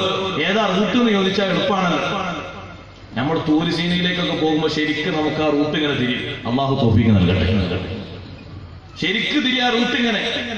മലമടക്കുകൾക്കിടയിലൂടെയുള്ള ആ യാത്രയിൽ ചില്ലറ സാഹസമൊന്നല്ല അനുഭവിച്ചത്. എന്തു സുഖം കിട്ടി, എന്ത് സന്തോഷം കിട്ടി, കിട്ടേണ്ടത് മുഴുവനും കിട്ടി. ചെറിയൊരു കാര്യമൊന്നല്ലല്ലോ അല്ലാഹു തആല കൊടുത്തത്. മൂസാ നബിയെ വിളിച്ച് അല്ലാഹു പറഞ്ഞത് എങ്ങനെയാണ്? മൂസാ നബിയെ, ഇന്നി സ്തഫൈതുക അലന്നാസി ബിരിസാലാതി വബികലാമി. മൂസാ നബിയെ, നിങ്ങളെ ഞാൻ സെലക്ട് ചെയ്തു. ഞാൻ നിങ്ങളോട് സംസാരിച്ചുകൊണ്ടും നിങ്ങൾക്ക് റിസാലത്ത് നൽകിയിട്ടും നിങ്ങളെ ഞാനിതാ തെരഞ്ഞെടുത്തിരിക്കുന്നു മൂസാ നബിയെ. അതുകൊണ്ട് നിങ്ങൾ മുന്നിട്ടിറങ്ങി പ്രബോധന പ്രവർത്തനങ്ങളിൽ സജീവമാകൂ. ഇരിക്കട്ടെ സഹോദരങ്ങളെ, ഏത് കുടുംബക്കാർക്കിടയിൽ അങ്ങനെ വന്നിട്ട് നമുക്കൊരു സൗകര്യം കിട്ടിയാൽ, അല്ലെങ്കിൽ സൗകര്യം കിട്ടുന്നവരെ കിട്ടിയാൽ നമ്മളത് ഉപയോഗപ്പെടുത്തണം. ബഹുമാനപ്പെട്ട ഹബീബ് റസൂലുള്ളാഹി സ്വല്ലല്ലാഹു അലൈഹി വസല്ലം തങ്ങളാണ് മുഅ്മിനുകൾക്കിടയിലുള്ള ഏറ്റവും വലിയ പ്രശ്നങ്ങൾ പരിഹരിച്ച് അവരെ ഐക്യപ്പെടുത്തി ഇണക്കിയ നേതാവ്. ആര് രൂപത്തിൽ ഇണക്കിയ, ആ രൂപത്തിൽ യോജിപ്പിച്ച ഒരു നേതാവ് ലോകത്ത് വേറെയില്ല. അത് ഒരു അലങ്കാരവാക്കി പറയല്ല. ചരിത്രത്തിൽ സംഘടനകൾ മാത്രം പരിചയമുള്ള വിഭാഗം, രണ്ട് ടീമും ഹൈലവല, രണ്ടു കൂട്ടരും ഒന്നിനൊന്നിന് മെച്ചമാണ്, ഒരാളും താഴ്ന്നു കൊടുക്കാനില്ല. ആ രൂപത്തിൽ 25 വർഷക്കാലം പോരാട്ടം മാത്രം നടത്തിയത് മാത്രം പരിചയിച്ച വിഭാഗത്തെ 10 വർഷം വേണ്ട, ചില്ലറ വർഷങ്ങൾ കൊണ്ട് അവരെ മനസ്സിണക്കി, അവരെ കുടുംബം ഇണക്കി, അവരെ സ്വഭാവം പരിവർത്തിപ്പിച്ചു. അവരേതാ ഒറ്റ മണിയിലെ ഒറ്റ മാലയിലെ മുത്തുകളെ പോലെ ഏകീകരിച്ചു. അവരെ ഒരുമിച്ച് കൂട്ടിയിട്ട് ഐക്യപ്പെടുത്തി. സഹോദരങ്ങളെ, ഇത് പറയുമ്പോ ഭിന്നിപ്പുള്ളവർ, പിണങ്ങിയവർ അവര് നന്നാകേണ്ടതുണ്ട്. അപ്പുറത്തും ഇപ്പുറത്തും അസ്വാരസ്യങ്ങളുള്ളവർ നന്നാകേണ്ടതുണ്ട്. അള്ളാഹു നമ്മുടെ സ്വഭാവങ്ങളെ നന്നാക്കി തരട്ടെ. ആയത്തിന്റെ അവതരണ പശ്ചാത്തലം പറയുമ്പോ ഖുർത്തുബീതങ്ങളും ഇസ്മായിൽ ബറൂസബി തങ്ങളൊക്കെ പറഞ്ഞൊരു കഥയുണ്ട്, സംഭവമുണ്ട്. ബഹുമാനപ്പെട്ട റസൂലുള്ളാഹി സ്വല്ലല്ലാഹു അലൈഹി വസല്ലം ഒരു ദിവസം യാത്ര ചെയ്യുന്നു. അൻസാറുകളിൽപ്പെട്ട ഒരു വിഭാഗം ആളുകളെടുത്തോടെ യാത്ര പോവുകയാണ്. അപ്പൊ ഒരു സംഘം ആളുകൾ ഒരു ഭാഗത്ത് ഇങ്ങനെ സംഘടിച്ചിട്ടുണ്ട്. അവരെ കൂട്ടത്തിൽ അബ്ദുല്ലാഹിബിൻ ഉബൈ എന്ന് പറയുന്ന മുനാഫിഖുണ്ട്. അബ്ദുല്ലാഹിബിൻ ഉബൈ ബിൻ സലൂൽ, അവൻ ആ കൂട്ടത്തിലുണ്ട്. നബി സല്ലല്ലാഹു അലൈഹി വസല്ലം കഴുതപ്പുറത്താ യാത്ര ചെയ്യുന്നത്. കുറച്ച് ആളുകൾ ഇങ്ങനെ കൂടി നിൽക്കുന്നത് കണ്ടപ്പോൾ തങ്ങൾ അവിടെ ഇറങ്ങിയപ്പോൾ ഈ കഴുത മൂത്രമൊഴിച്ചു. കഴുത മൂത്രമൊഴിക്കാൻ സമയമായപ്പോൾ ഒഴിച്ചതാണ്. പക്ഷേ അബ്ദുല്ലാഹിബിൻ ഉബൈ ബിൻ സലൂൽ കഴുത മൂത്രമൊഴിച്ചപ്പോൾ പറയുന്ന വാക്കെന്താണെന്നറിയോ? ഈ കഴുതയുടെ ദുർഗന്ധം മണക്കാൻ വയ്യ, ഒന്ന് മാറ്റി നിർത്തണം. അതിന്റെ ആ വാക്ക്, ഈ കഴുതയുടെ മൂത്രം ദുർഗന്ധം വമിക്കുന്നുണ്ട് എന്നുള്ള വാക്ക് കേട്ടു നിൽക്കാൻ കഴിഞ്ഞില്ല. മഹാനവർകൾ പറഞ്ഞു, അലിഹിമാരി റസൂലില്ലാഹി സ്വല്ലല്ലാഹു അലൈഹി വസല്ലം തഖൂലു ഹാദാ, അല്ലാഹുവിന്റെ റസൂലിന്റെ കഴുതയെ പറ്റിയാണോ നീ? ഇന്ന ബൗല ഹിമാരി റസൂലില്ലാഹി സ്വല്ലല്ലാഹു അലൈഹി വസല്ലം അത്യബു റായിഹതൻ മിൻകാ,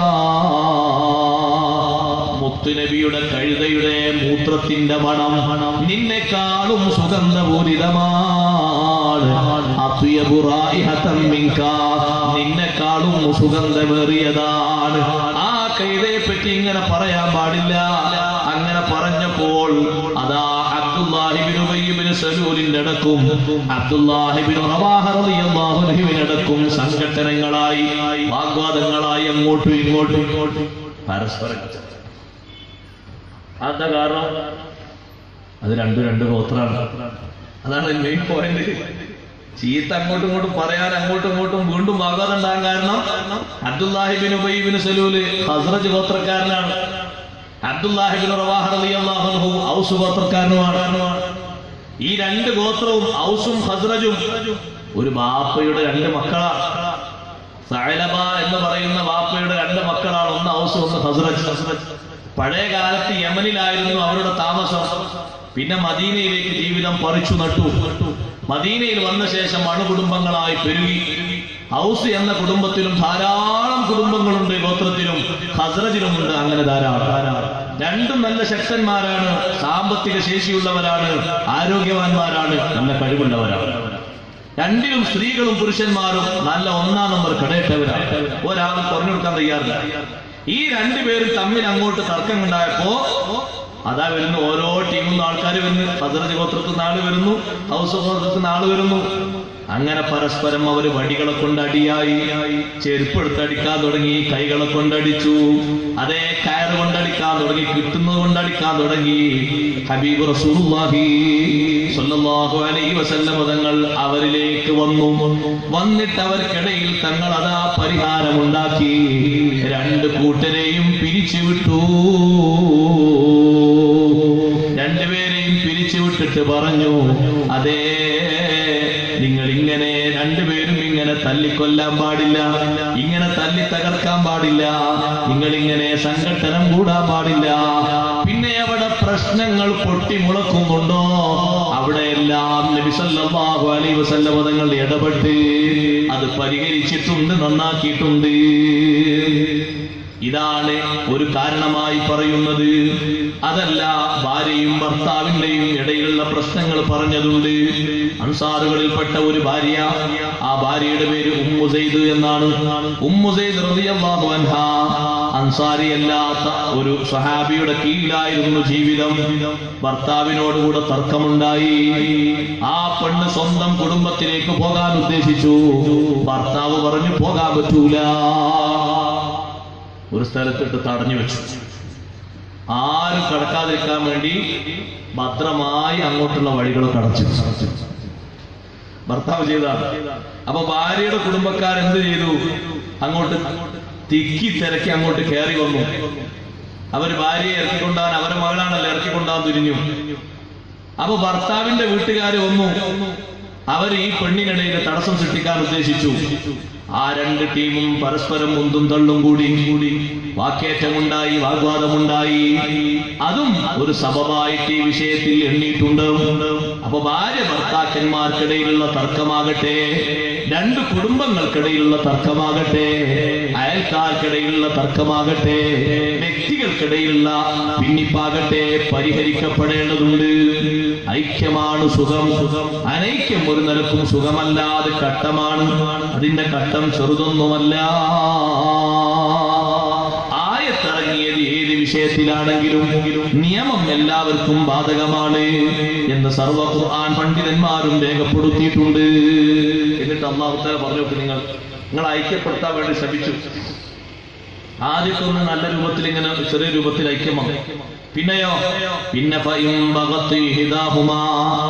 രണ്ടിൽ ഒരു വിഭാഗം അക്രമം ചെയ്തു, പരിധി ലംഘിച്ചു. നിങ്ങൾ നിശ്ചയിച്ചിരുന്ന പരിധികളൊക്കെ അവർ ലംഘിച്ചു കടന്നു. എന്നാൽ ആ അക്രമം ചെയ്ത വിഭാഗത്തോട് നിങ്ങൾ ഏറ്റുമുട്ടണം. എങ്ങനെയാണ് ഏറ്റുമുട്ടേണ്ടത്? അവരിങ്ങോട്ട് ഏറ്റുമുട്ടാൻ വരുന്ന ശൈലി അക്രമത്തിന്റെ ശൈലിയാണെങ്കിൽ അങ്ങനെ ഏറ്റുമുട്ടണം. അല്ലെങ്കിലോ നല്ലത് പറഞ്ഞ് നല്ല അവസ്ഥയിലേക്ക് അവരെ മടക്കണം. നിങ്ങൾ അവരോട് ഏറ്റുമുട്ടേണ്ടത് ഹത്താ തഫിയ ഇലാ അംരില്ലാഹ്, അല്ലാഹുവിന്റെ തീരുമാനത്തിലേക്ക് അവർ മടങ്ങി വരും വരെ നിങ്ങൾ അവരെ ഉപദേശിക്കേണ്ടതുണ്ട്, അവരോട് കാര്യങ്ങൾ പറഞ്ഞു കൊടുക്കേണ്ടതുണ്ട്. എത്ര അതിന് കഷ്ടപ്പെടേണ്ടി വന്നാലും അല്ലാഹുവിന്റെ തീരുമാനം എന്ന് പറഞ്ഞാൽ എന്താണ്? വഹുവൽ മുസാലഹതു, പരസ്പരം സന്ധിയിൽ ജീവിക്കലാണ്. വറഫുൽ അദാവാ, ശത്രുത നീക്കിക്കളയലാണ്. നിങ്ങൾ നോക്കുക, അങ്ങനെ ഒരു രജ്ഞിപ്പ് വിട്ടുവീഴ്ച നൽകിയിട്ട്, ശത്രുക്കളായി വന്ന ആളുകൾക്ക് വിട്ടുവീഴ്ച നൽകിയിട്ട് ലോകത്തെ ഏറ്റവും വലിയ ഐക്യമുണ്ടാക്കിയ നേതാവ് സയ്യിദുനാ റസൂലുള്ളാഹി ഹുദൈബിയയിൽ വെച്ച് നബി സല്ലല്ലാഹു അലൈഹി വസല്ലം തങ്ങളുടെ ഒട്ടകം മുട്ടുകുത്തിയപ്പോൾ നബി സല്ലല്ലാഹു അലൈഹി വസല്ലം തങ്ങൾ പറഞ്ഞു, ഈ ഒട്ടകം വെറുതെ മുട്ടുകുത്തൂല. ഇനി അങ്ങോട്ടൊരു പക്ഷേ നമുക്ക് പ്രവേശിക്കാൻ പറ്റില്ല എന്നായിരിക്കും അള്ളാഹു ഇതിന്റെ പിന്നിൽ നിശ്ചയിച്ചിരിക്കുന്നത്. മക്കയിലേക്ക് പോകാൻ ഒരു പക്ഷേ നമുക്ക് അവസരമുണ്ടാകില്ല എന്നായിരിക്കും ഈ കാണിച്ചതിന്റെ പിന്നിൽ. സ്വഹാബത്ത്, അവിടെ ഒരുപാട് സ്വഹാബിമാരുണ്ട്. അവര് ബന്ധവസ്ഥരായി നിൽക്കുകയാണ്. മക്കയിലേക്ക് നബി സല്ലല്ലാഹു അലൈഹി വസല്ലം പോകണ്ടെന്നുള്ള തീരുമാനമല്ലേ പറയുന്നത്. അപ്പോൾ മക്കയിലേക്ക് വരാതിരിക്കാനുള്ള ഐക്യ ചർച്ചയുമായി മുശ്രിക്കുകളിൽ, അന്ന് മുശ്രിക്കുകളുടെ നേതാവായിരുന്ന സുഹൈൽ ഇബ്നു അംറും ഉർവത്ത് ഇബ്നു മസ്ഊദും അടങ്ങുന്ന സംഘം ആളുകൾ നബി സല്ലല്ലാഹു അലൈഹി വസല്ലം തങ്ങളെ വന്ന് സമീപിച്ച് ഐക്യ ചർച്ചകൾ ആരംഭിക്കുകയാണ്. എഴുതാൻ വേണ്ടി തുടങ്ങുകയാണ്. ശരിക്ക് ഇക്കൊല്ലം ഇനി ഈ സമയത്ത് അങ്ങോട്ട് മക്കയിലേക്കില്ല എന്നുള്ള തീരുമാനം ഉറപ്പായി.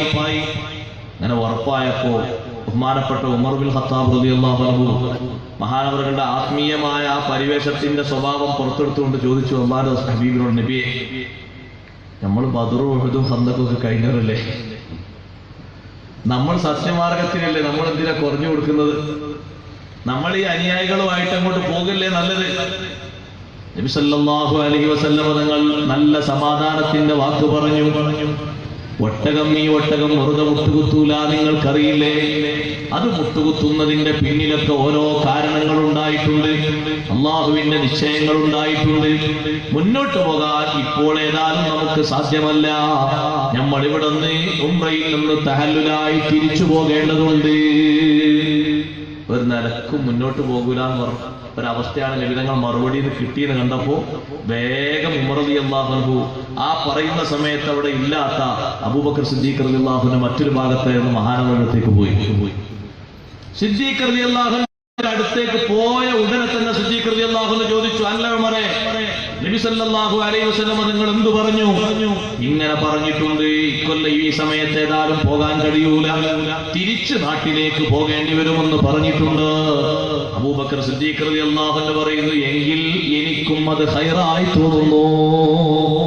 ഞാൻ അതിന്റെ അപ്പുറം പോകാനും ഇപ്പുറം വരാനുമില്ല. എന്നിട്ട് അവിടെ ചർച്ച നടക്കുമ്പോ നിങ്ങൾ നോക്ക്, പ്രതികൂലമായ അവസ്ഥയിലല്ലേ ചർച്ചകൾ എഴുതുന്നത്. ആദ്യം നബി സല്ലല്ലാഹു അലൈഹി വസല്ലം അലി റളിയല്ലാഹു അൻഹുവോട് എഴുതാൻ പറയുന്നു. അലി എഴുതൂ, കടലാസ് എടുത്ത് എഴുതൂ, ബിസ്മില്ലാഹിർ റഹ്മാനിർ റഹീം. ആ ഒരു വരി എഴുതിയപ്പോഴേക്ക് സുഹൈൽ ബിൻ അംർ പറഞ്ഞു, എന്താണ് എഴുതുന്നത്? ബിസ്മില്ലാഹിർ റഹ്മാനിർ റഹീം. എന്താണ് ഈ റഹ്മാൻ, എന്താ ഈ റഹീം? നമുക്കത് അറിയില്ല, അത് എഴുതാൻ പറ്റില്ല. ബിസ്മില്ലാഹിർ റഹ്മാനിർ റഹീം, ബിസ്മി തിരുത്തുക. ബിസ്മില്ലാഹിന് വേണമെങ്കിൽ എഴുതിക്കോളി, റഹ്മാൻ റഹീമായ അല്ലാഹു എഴുതണ്ട. തിരുത്താൻ വേണ്ടി നബി സല്ലല്ലാഹു അലൈഹി വസല്ലം പറഞ്ഞു, വിട്ടുവീഴ്ചയാണ്. നമ്മൾ ആലോചിക്കണം ശരിക്കും. ചെറിയൊരു മസ്ലഹത്ത് കിട്ടുമെന്ന് കാണുമ്പോൾ അല്ലാഹുവിന്റെ ഹബീബ് കൊടുക്കുന്ന വിട്ടുവീഴ്ച നോക്ക് നിങ്ങൾ. അങ്ങനെ അടുത്തവർ എഴുതുന്നു, ഹദാ മാ ഖളാ അലൈഹി മുഹമ്മദുർ റസൂലുള്ളാഹി സ്വല്ലല്ലാഹു അലൈഹി വസല്ലം. ഇത് നബി സല്ലല്ലാഹു അലൈഹി വസല്ലം തങ്ങളും മുശ്രിക്കുകളുടെ നേതാവായ സുഹൈൽ ബിൻ അംർ തമ്മിൽ ഒത്തുതീർപ്പാകുന്ന ഒരു ധാരണാപത്രമാണ് എന്നാണ് എഴുതിക്കൊണ്ടുവരുന്നത്. മുഹമ്മദുർ റസൂലുള്ളാഹി എഴുതിയപ്പോഴേക്ക് സുഹൈൽ ബിൻ അംർ പറഞ്ഞു, അങ്ങനെ എഴുതാൻ പറ്റൂല. എന്തെന്ന് വെച്ചാൽ അങ്ങനെ എഴുതിയ പ്രശ്നം തീർന്നില്ലേ? മുഹമ്മദ് റസൂലുള്ളാഹി എഴുതിയത് താഴെ ഞങ്ങൾ ഒപ്പുവെച്ചാൽ ഇതാരാണ് എഴുതിയത്? അള്ളാഹുവിന്റെ റസൂലാണ് എഴുതിയത്. നേരെ ഇപ്പുറത്തുള്ള ആൾ സമ്മതിച്ചു എന്ന് പറയൂലേ? അതുകൊണ്ട് അത് പറ്റൂല, തിരുത്തി എഴുതണം, മുഹമ്മദ് ബിൻ അബ്ദില്ലാഹ് എഴുതണം. ഇബ്നു അബീ ത്വാലിബ് റളിയല്ലാഹു അൻഹു പറഞ്ഞു, നബിയെ ഞാനത് മാറ്റി എഴുതൂല, എന്നെ കൊണ്ട് റസൂലുള്ളാഹി മാറ്റാൻ കഴിയൂല. പേപ്പർ ഇങ്ങോട്ട് വാങ്ങിയിട്ട് റസൂലുള്ളാഹി എന്ന വാക്ക് അല്ലാഹുവിന്റെ ഹബീബ് അങ്ങോട്ട് മാറ്റിയിട്ട് പറഞ്ഞു, അവര് സമ്മതിച്ചാലും സമ്മതിച്ചിട്ടില്ലെങ്കിലും വഅന റസൂലുള്ളാഹ്, ഞാൻ അല്ലാഹുവിന്റെ റസൂല് തന്നെയാണ്. ഞാനൊരു കടലാസിൽ കൊടുങ്ങുന്ന നേതാവല്ലല്ലോ. ഇതിൽ എഴുതിയാലും എഴുതിയിട്ടില്ലെങ്കിലും ഞാൻ റസൂല് തന്നെയല്ലേ, മുഹമ്മദ് ബിൻ അബ്ദില്ലാഹ്. അലി റളിയല്ലാഹു അൻഹു, എനിക്കത് മാറ്റി എഴുതാൻ കഴിയൂല നബിയെ, എനിക്കത് മായ്ക്കാനും കഴിയൂല, ഞാനതിനൊരുക്കല്ല. മുഹമ്മദ് ബിൻ അബ്ദില്ലാഹ് എഴുതി. തൊട്ടു താഴെ എഴുതുന്ന നിയമങ്ങൾ എന്താ? തീർത്തും പ്രതികൂലമായ നിയമങ്ങളല്ലേ എഴുതുന്നത്. ഞങ്ങളെ കൂട്ടത്തിൽ നിന്ന് ആരെങ്കിലും ഒന്ന് ഈമാൻ കൊണ്ട് നിങ്ങളെ വിശ്വസിച്ച് മദീനയിലേക്ക് വന്നാൽ തിരിച്ചയക്കണം. മദീനയിൽ നിന്ന് ആരെങ്കിലും മക്കയിലേക്ക് വന്നാലോ തിരിച്ചു വിടൂല. എഴുതുന്ന നിയമാവലി നോക്ക് നിങ്ങൾ. ആരെങ്കിലും ഇതിന്റെ പിന്നിൽ ഒപ്പിടുമോ? എന്തിനാ നബി സല്ലല്ലാഹു അലൈഹി വസല്ലം തങ്ങൾ തീരുമാനിക്കുന്നത്? മസ്ലഹത്തിൽ ഏത് അറ്റം വരെ പോകേണ്ടി വന്നാലും നമുക്കത് കുഴപ്പമില്ല. മക്കയിലുള്ള ആളുകൾക്ക് നബിതങ്ങളും സ്വഹാബത്തും വരുന്നത് വല്ലാത്ത പേടിയോടുകൂടെയാണ് അവർ കണ്ടുകൊണ്ടിരിക്കുന്നത്. അപ്പൊ അവർക്ക് ഏതായാലും ഒരു പേടി വേണ്ട, ഒരു കരാറൊക്കെ ആയിട്ട് വരട്ടെ. ഇനി ആ കരാർ പൊളിച്ചാലോ? പൊളിച്ചാൽ പിന്നെ പോകാനുള്ള വഴി സുഖാണല്ലോ. അങ്ങനെ 11ഓളം നിയമങ്ങൾ എഴുതുന്നുണ്ട്. ഞാൻ ഓരോന്നും വായിക്കില്ല. അതിലൊരു നിയമമാണ് സഖ്യകക്ഷികൾ രണ്ടും അവരെ സഖ്യത്തിനോടൊപ്പം ഉറച്ചു നിൽക്കണം, അങ്ങോട്ടും ഇങ്ങോട്ടും എതിർക്കാൻ പാടില്ല. നബി സല്ലല്ലാഹു അലൈഹി വസല്ലം തങ്ങളുടെ സഖ്യകക്ഷികളാണ് ഖുസാഅത്ത് ഗോത്രക്കാർ. ഖുറൈശികളുടെ മുശ്രിക്കുകളുടെ സഖ്യഭാഗത്താണ് ബനൂ ബക്കർ ഗോത്രക്കാർ. അങ്ങനെ അങ്ങോട്ട് കഴിഞ്ഞ് ഒരു വർഷം അങ്ങോട്ട് തികഴുമ്പോഴേക്ക് ഖുസാഅത്ത് ഗോത്രത്തിൽപ്പെട്ട 14 ആളുകളെ, അല്ലെങ്കിൽ 20ഓളം വരുന്ന ആളുകളെ, രണ്ടും കാണാം, 20ഓളം വരുന്ന ആളുകളെ നിർദാക്ഷിണ്യം ബനൂ ബക്കർ ഗോത്രക്കാർ വധിച്ചിട്ടുണ്ട്. അത് ഖുസാഅത്ത് ഗോത്രക്കാർ നബി സല്ലല്ലാഹു അലൈഹി വസല്ലം വല്ലാത്ത സങ്കടത്തോടെ പറഞ്ഞു, നബിയെ, ഞങ്ങൾ നിങ്ങളോടൊപ്പം സഖ്യം ചേർന്നു നിന്നു എന്നുള്ള കാരണം കൊണ്ട് എത്ര മെമ്പർമാരാ ഞങ്ങൾക്ക് കുറഞ്ഞെന്നറിയാം. ഞങ്ങൾ മൂമിനുകളായിട്ട് നിങ്ങളോടൊപ്പം സഖ്യം ചേർന്നു ഒറ്റ കാരണം കൊണ്ട് കുടുംബകലഹം ഉണ്ടായിട്ടില്ല, അപഹരിച്ചിട്ടില്ല, വേറൊന്നും ചെയ്തിട്ടില്ല, അക്രമം ചെയ്തിട്ടില്ല. നിങ്ങളോട് സഖ്യം ചേർന്നു നിന്നു എന്ന ഒറ്റ കാരണം കൊണ്ട് 20ഓളം വരുന്ന മെമ്പർമാരെ കൊടുക്കാൻ ഞങ്ങൾക്ക് കഴിഞ്ഞിട്ടുണ്ട്. അവർ കൊണ്ടുപോയിട്ടുണ്ട്, തച്ച് തകർത്ത് തരിപ്പണമാക്കിയിട്ടുണ്ട്. ആ വാർത്ത കേട്ടപ്പോ നബി സല്ലല്ലാഹു അലൈഹി വസല്ലം സഹാബത്തിന്റെ മുഖത്ത് നോക്കിയിട്ട് പറഞ്ഞു, നമുക്ക് സന്തോഷത്തിന്റെ നാളുകൾ ഇതാ വരാനിരിക്കും. അത് കേട്ടത്തേക്കുന്ന സഹാബത്ത് ആലോചിക്കാൻ തുടങ്ങി, എന്നാ പോക്ക്, എന്നാ പോക്ക്, എന്നാ പോകുന്നത്, എന്നാ പോകുന്നത്, എന്നാണ് മക്കത്തേക്ക് പോകുന്നത്, ഇങ്ങനെ അന്വേഷിക്കാൻ തുടങ്ങി. കാരണം 2 വർഷത്തോളം ആകാൻ പോകാണ്. ഹുദൈബിയ നടക്കുന്നത് 6ാം വർഷത്തിലാണ്, ഹിജ്റയുടെ 6ാം വർഷത്തിലാണ്. മക്കം വിജയം നടക്കുന്നത് ഹിജ്റയുടെ 8ാം വർഷത്തിലാണ്. അങ്ങനെ നബി സല്ലല്ലാഹു അലൈഹി വസല്ലം തങ്ങൾ വരുമെന്നൊരു ചെറിയ സൂചന മക്കയിലുള്ള അബൂ സുഫിയാനും കൂട്ടർക്കും കിട്ടി. കാരണം ഖുസാഅത്ത് ഗോത്രക്കാർ കംപ്ലൈന്റ് ഒക്കെ ഇവിടെ വന്ന് പറഞ്ഞിട്ടുണ്ട്. അബൂ സുഫിയാനെ നേതാവാക്കിയിട്ട് മക്കക്കാർ പറഞ്ഞയച്ചു, ഈ കരാർ ഒന്നുകൂടി ഒന്ന് പുതുക്കിയിട്ട് ഒന്നുകൂടി ഒന്ന് നീട്ടിക്കൊടുക്കാൻ, ഒന്നുകൂടി നീട്ടിക്കൊടുക്കണം കരാറ്, എന്നാ ഇപ്പൊ അടുത്തൊന്നും വരാൻ പാടില്ല. അബൂ സുഫിയാനോട് നബി സല്ലല്ലാഹു അലൈഹി വസല്ലം തങ്ങൾ പറഞ്ഞു, ചെയ്ത കരാറിൽ തന്നെ നിങ്ങൾ തിരുത്തിയിട്ടുണ്ട്, നിങ്ങൾ പാലിച്ചിട്ടില്ലല്ലോ. ഇനി ഞാൻ എന്താ ചെയ്യേണ്ടത് എന്ന സുഗമമായ വഴി അല്ലാഹു എനിക്ക് തുറന്നു തരും, അതുപോലെ ചെയ്യും. പലരെ കൊണ്ട് റെക്കമെൻഡ് ചെയ്യിപ്പിക്കാൻ അബൂ സുഫിയാൻ മദീനയിൽ പല വീടുകളും കയറി ഇറങ്ങിയിട്ട് ഞാൻ ചരിത്രമൊന്നും പറയുന്നില്ല. പക്ഷെ ഒന്നും നടന്നിട്ടില്ല, നിരാശയോടാണ് മടങ്ങിപ്പോയത്. മക്ക വിജയത്തിന് ഹബീബ് സല്ലല്ലാഹു അലൈഹി വസല്ലം റമദാൻ ശരീഫിലാ പോകുന്നത്. വല്ലാത്തൊരു ഫതഹാണ് അല്ലാഹു നൽകിയത്, വല്ലാത്തൊരു സന്തോഷമാണ് നൽകിയത്. അങ്ങനെ പോകാനുള്ള വഴി തുറക്കുമ്പോ ഇനി എതിർക്കാൻ പഴുതില്ലെന്ന് മക്കർക്കാർക്ക് തന്നെ തോന്നി. അവരെല്ലാരും പറഞ്ഞു, നമ്മളെ കുഴപ്പമാണ്, എത്ര ആളുകളെയാ നമ്മളിങ്ങനെ ചെയ്തത്, അത് ശരിയായില്ലല്ലോ. അല്ലാഹു അന്നത്തെ മസ്ലഹത്ത് കൊണ്ട് കൊടുക്കുന്നത് എന്താണ്? 10,000 വരുന്ന സ്വഹാബത്തിന്റെ കൂടെയാണ് മക്ക വിജയത്തിന് പോകുന്നത്. ആ മസ്ലഹത്തിന്റെ ഒരു ഗുണം നോക്ക് നിങ്ങൾ. 10,000 ആളുകളെ പോകുന്നത് മക്ക ചുറ്റു ചാമ്പലാക്കാനല്ല, സുന്ദരമായ രൂപത്തിൽ ത്വവാഫ് നിർവഹിച്ച്, സഅയ് നിർവഹിച്ച്, ഉംറ നിർവഹിച്ച്, കുടുംബക്കാരെയും കൂട്ടുകാരെയും ഒക്കെ കണ്ട് സന്തോഷത്തോടെ മടങ്ങി വരാനാ. അന്നല്ലേ സുഹൃത്തുക്കളെ വിശുദ്ധമായ കഅബ പരിശുദ്ധമായ രീതിയിലേക്ക് പുനഃസ്ഥാപിക്കാനും പരിശുദ്ധമായ രീതിയിലേക്ക് വഴിച്ചു വിടാനും നബി സല്ലല്ലാഹു അലൈഹി വസല്ലം തങ്ങൾക്ക് അല്ലാഹു മാർഗം കൊടുത്തത്. കഅബയുടെ ചുറ്റുഭാഗത്തുമായി 360 സ്വനമുകൾ ഉണ്ടായിരുന്നു, വിഗ്രഹങ്ങൾ. അതിന്റെ മുകളിലേക്ക് അല്ലാഹുവിന്റെ ഹബീബ് കയ്യിലുള്ള വടി കൊണ്ട് ജഅൽ ഹഖു വസഹഖൽ ബാതിലു ഇന്നൽ ബാതില കാന സഹൂഖാ എന്ന് പറഞ്ഞു ഒന്ന് കുത്തുമ്പോഴേക്ക് നിങ്ങൾ വീണു അടയാ. അവിടേക്കൊന്നൊരു ശുദ്ധീകരണം നടത്തി സന്തോഷത്തോടുകൂടെ ആ വാതിലൊന്ന് തുറന്ന് അതിന്റെ ഉള്ളിലൊക്കെ ഒന്ന് കയറി 2 റക്അത്ത് നിസ്കരിച്ച് എന്തോ ഒരു സന്തോഷമാണ്. സന്തോഷത്തോടുകൂടെ അവിടുന്ന് പുറത്തിറങ്ങി അവരോടൊക്കെ നല്ല മനസ്സിണങ്ങുന്ന രീതിയിൽ സുന്ദരമായ രീതിയിൽ സംസാരിച്ചു. അവർക്ക് പൊതുമാപ്പ് പ്രഖ്യാപിച്ചു. ഹബീബ് സല്ലല്ലാഹു അലൈഹി വസല്ലം പല കുടുംബക്കാരെയും കൂട്ടുകാരെയും ഒക്കെ കണ്ടു. അവരൊക്കെ 8 വർഷം മുമ്പ് കണ്ടതാ, പലരെയും കണ്ടു. പക്ഷേ രക്തച്ചൊരിച്ചിന് വേണ്ടി പോയതല്ല, സമാധാനത്തിന് പോയതാണ്. അതിന്റെ മാർഗം തുറന്നു കിട്ടിയത് 2 വർഷം മുമ്പുണ്ടായ വിട്ടുവീഴ്ച കൊണ്ടും ഐക്യപ്പെടൽ കൊണ്ടും സന്ധി കൊണ്ടുമാണ്. അപ്പൊ തീർത്തും ഒരുപക്ഷെ ഒരു ഭാഗത്ത് പ്രതികൂലമായ സാഹചര്യം വന്നാലും ഐക്യത്തിന്റെ മാർഗങ്ങൾ തുറക്കേണ്ടതുണ്ട്. അനൈക്യത്തിന്റെ വിത്തുകൾ പാകരുത് ഒരു രംഗത്തും. മുസ്ലിങ്ങൾക്കിടയിലെ ഐക്യമാണല്ലോ അല്ലാഹു ഈ പറയുന്നത്, മുഅ്മിനീങ്ങൾക്കിടയിലുള്ള ഐക്യമാണ് അല്ലാഹു ഈ പറയുന്നത്. ഹബീബ് സല്ലല്ലാഹു അലൈഹി വസല്ലം തങ്ങൾ അതിന് നൽകിയ വില, അവിടുത്തെ കുടുംബത്തിൽപ്പെട്ട പേരക്കുട്ടിയെ മസ്ലഹത്തിന് വേണ്ടി നബി തങ്ങൾ നിശ്ചയിച്ച സംഭവം ഹദീസുകളിൽ കാണാം. നബി സല്ലല്ലാഹു അലൈഹി വസല്ലം മദീനത്തെ മിമ്പറിന്റെ മുകളിൽ കയറി ഖുതുബ ഓതിക്കൊണ്ടിരിക്കുമ്പോ, പ്രഭാഷണം നടത്തിക്കൊണ്ടിരിക്കുമ്പോ ഹസൻ ഇബ്നു അലി റളിയല്ലാഹു അൻഹു നടന്നു വരുന്നു. ആ പേരക്കുട്ടി പേരക്കുട്ടിയിലേക്ക് ചിലപ്പോ ഇങ്ങനെ നോക്കുന്നു, ജനങ്ങളിലേക്കും നോക്കുന്നു. അങ്ങനെ കണ്ണ് ഒരു സമയം പേരക്കുട്ടിയിലേക്ക്, ഒരു സമയം ജനങ്ങളിലേക്ക്. ആ പേരക്കുട്ടി അങ്ങനെ അടുത്തു വന്നു, മിമ്പറിന്റെ അടുത്ത് വന്നു, തങ്ങൾക്ക് കൈ കൊടുത്തു. ഉടനെ തന്നെ തങ്ങൾ പറഞ്ഞു, എന്റെ ഈ പുത്രനുണ്ടല്ലോ പേരക്കുട്ടി ഹസൻ റളിയല്ലാഹു അൻഹു നേതാവാണ്. ലഅല്ലല്ലാഹ അൻ യുസ്ലിഹ ബിഹി ബൈന ഫിഅതൈനി അളീമതൈനി മിനൽ മുസ്ലിമീൻ. ഈ കുട്ടി കാരണമായി പിൽക്കാലത്ത് വർഷങ്ങൾക്ക് ശേഷം രണ്ട് വിഭാഗങ്ങൾ, മുസ്ലിങ്ങൾക്കിടയിൽപ്പെട്ട രണ്ട് വിഭാഗങ്ങൾ, അവർ അനൈക്യത്തിൽ കഴിയുന്ന രണ്ട് വിഭാഗങ്ങളാണ്, സംഘട്ടനത്തിൽ കഴിയുന്നവരാണ്. ഈ കുട്ടി കാരണമായി അവർക്കിടയിൽ അല്ലാഹു ഐക്യം നൽകും.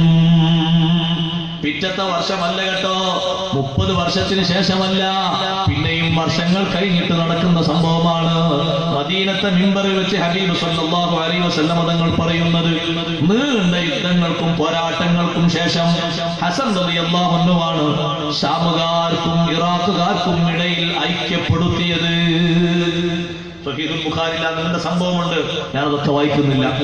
ഹസൻ റളിയല്ലാഹു അൻഹു ഐക്യപ്പെടുത്തുമ്പോ എന്താണോ മഹാനവറുകൾ നിബന്ധന വെക്കുന്നത്, രണ്ട് ടീമും അംഗീകരിക്കരുത്. ശരി, നിങ്ങൾ സമ്മതിച്ചു. അന്ന് ആ സദസ്സിൽ വെച്ച് ഈ ഹദീസ് ഓർമ്മപ്പെടുത്തിക്കൊണ്ട് ഒരാൾ പറഞ്ഞു, മദീനത്തെ പള്ളിയുടെ മിമ്പറിൽ വെച്ച് ഹബീബ് സല്ലല്ലാഹു അലൈഹി വസല്ലം പതിറ്റാണ്ടുകൾക്ക് മുമ്പ് ഹസൻ ബിൻ അലി തങ്ങളെ നിങ്ങളെ പറ്റി പറഞ്ഞില്ലേ, ലഅല്ലല്ലാഹ അൻ യുസ്ലിഹ ബിഹി ബൈന ഫിഅതൈനി അളീമതൈനി മിനൽ മുസ്ലിമീൻ. മുസ്ലിംകളിൽപ്പെട്ട രണ്ട് വിഭാഗങ്ങൾക്കിടയിൽ ഈ സന്താനം, ഈ കുട്ടി, എന്റെ ഈ മോൻ കാരണമായി അല്ലാഹു തആല ഐക്യം നൽകുമെന്ന് പറഞ്ഞില്ലേ. അതാണല്ലോ ഇപ്പൊ നമ്മൾ കാണുന്നത്. ആ സന്ദർഭമാണല്ലോ ഇപ്പൊ നമ്മൾ ഒരുമിച്ച് കൂടിയത്. സന്തോഷമുള്ള അവസ്ഥയായിരുന്നു. നിങ്ങൾ ആലോചിച്ചു നോക്കൂ, ഐക്യപ്പെടുത്തണം, അതേ രജ്ഞത്തിന് വേണ്ടി ശ്രമിക്കണം. അതല്ലേ അക്രമിയെയും സഹായിക്കണം, മർദ്ദിതനെയും സഹായിക്കണമെന്ന് നബി സല്ലല്ലാഹു അലൈഹി വസല്ലം തങ്ങൾ പറഞ്ഞത്. അതും ഐക്യത്തിന്റെ ഒരു ഭാഗമാണ്. സ്വഹാബത്ത് ചോദിച്ചല്ലോ, അല്ലാഹുവിന്റെ റസൂലേ, ആക്രമിക്കപ്പെടുന്ന ആളെ ഞങ്ങൾക്ക് സഹായിക്കാൻ പറ്റും, കാരണം അയാൾ അക്രമം കൊള്ളുന്ന ആളല്ലേ. അക്രമിയെ എങ്ങനെയാണ് ഞങ്ങൾ സഹായിക്കേണ്ടത്? തങ്ങൾ പറഞ്ഞു, തംനഉഹു മിനൽ ദുൽമി ഫദാലിക നസ്റുഹു ഇയ്യാ. അക്രമിയായ മനുഷ്യനെ അക്രമത്തിൽ നിന്ന് തടഞ്ഞു നിർത്തി, അവനെന്തെങ്കിലുമൊക്കെ കൊടുക്കാന്ന് പറഞ്ഞിട്ടാണെങ്കിലും ശരി, നിനക്കെന്തെങ്കിലുമൊക്കെ തരാന്ന് പറഞ്ഞിട്ടാണെങ്കിലും ശരി, അവൻ അതിൽ നിന്ന് തടഞ്ഞു നിർത്തിയിട്ട് നീ അവനെ മാറ്റി നിർത്തിയാൽ അത് ആ അക്രമിയോട് ചെയ്യുന്ന സഹായമാണ്.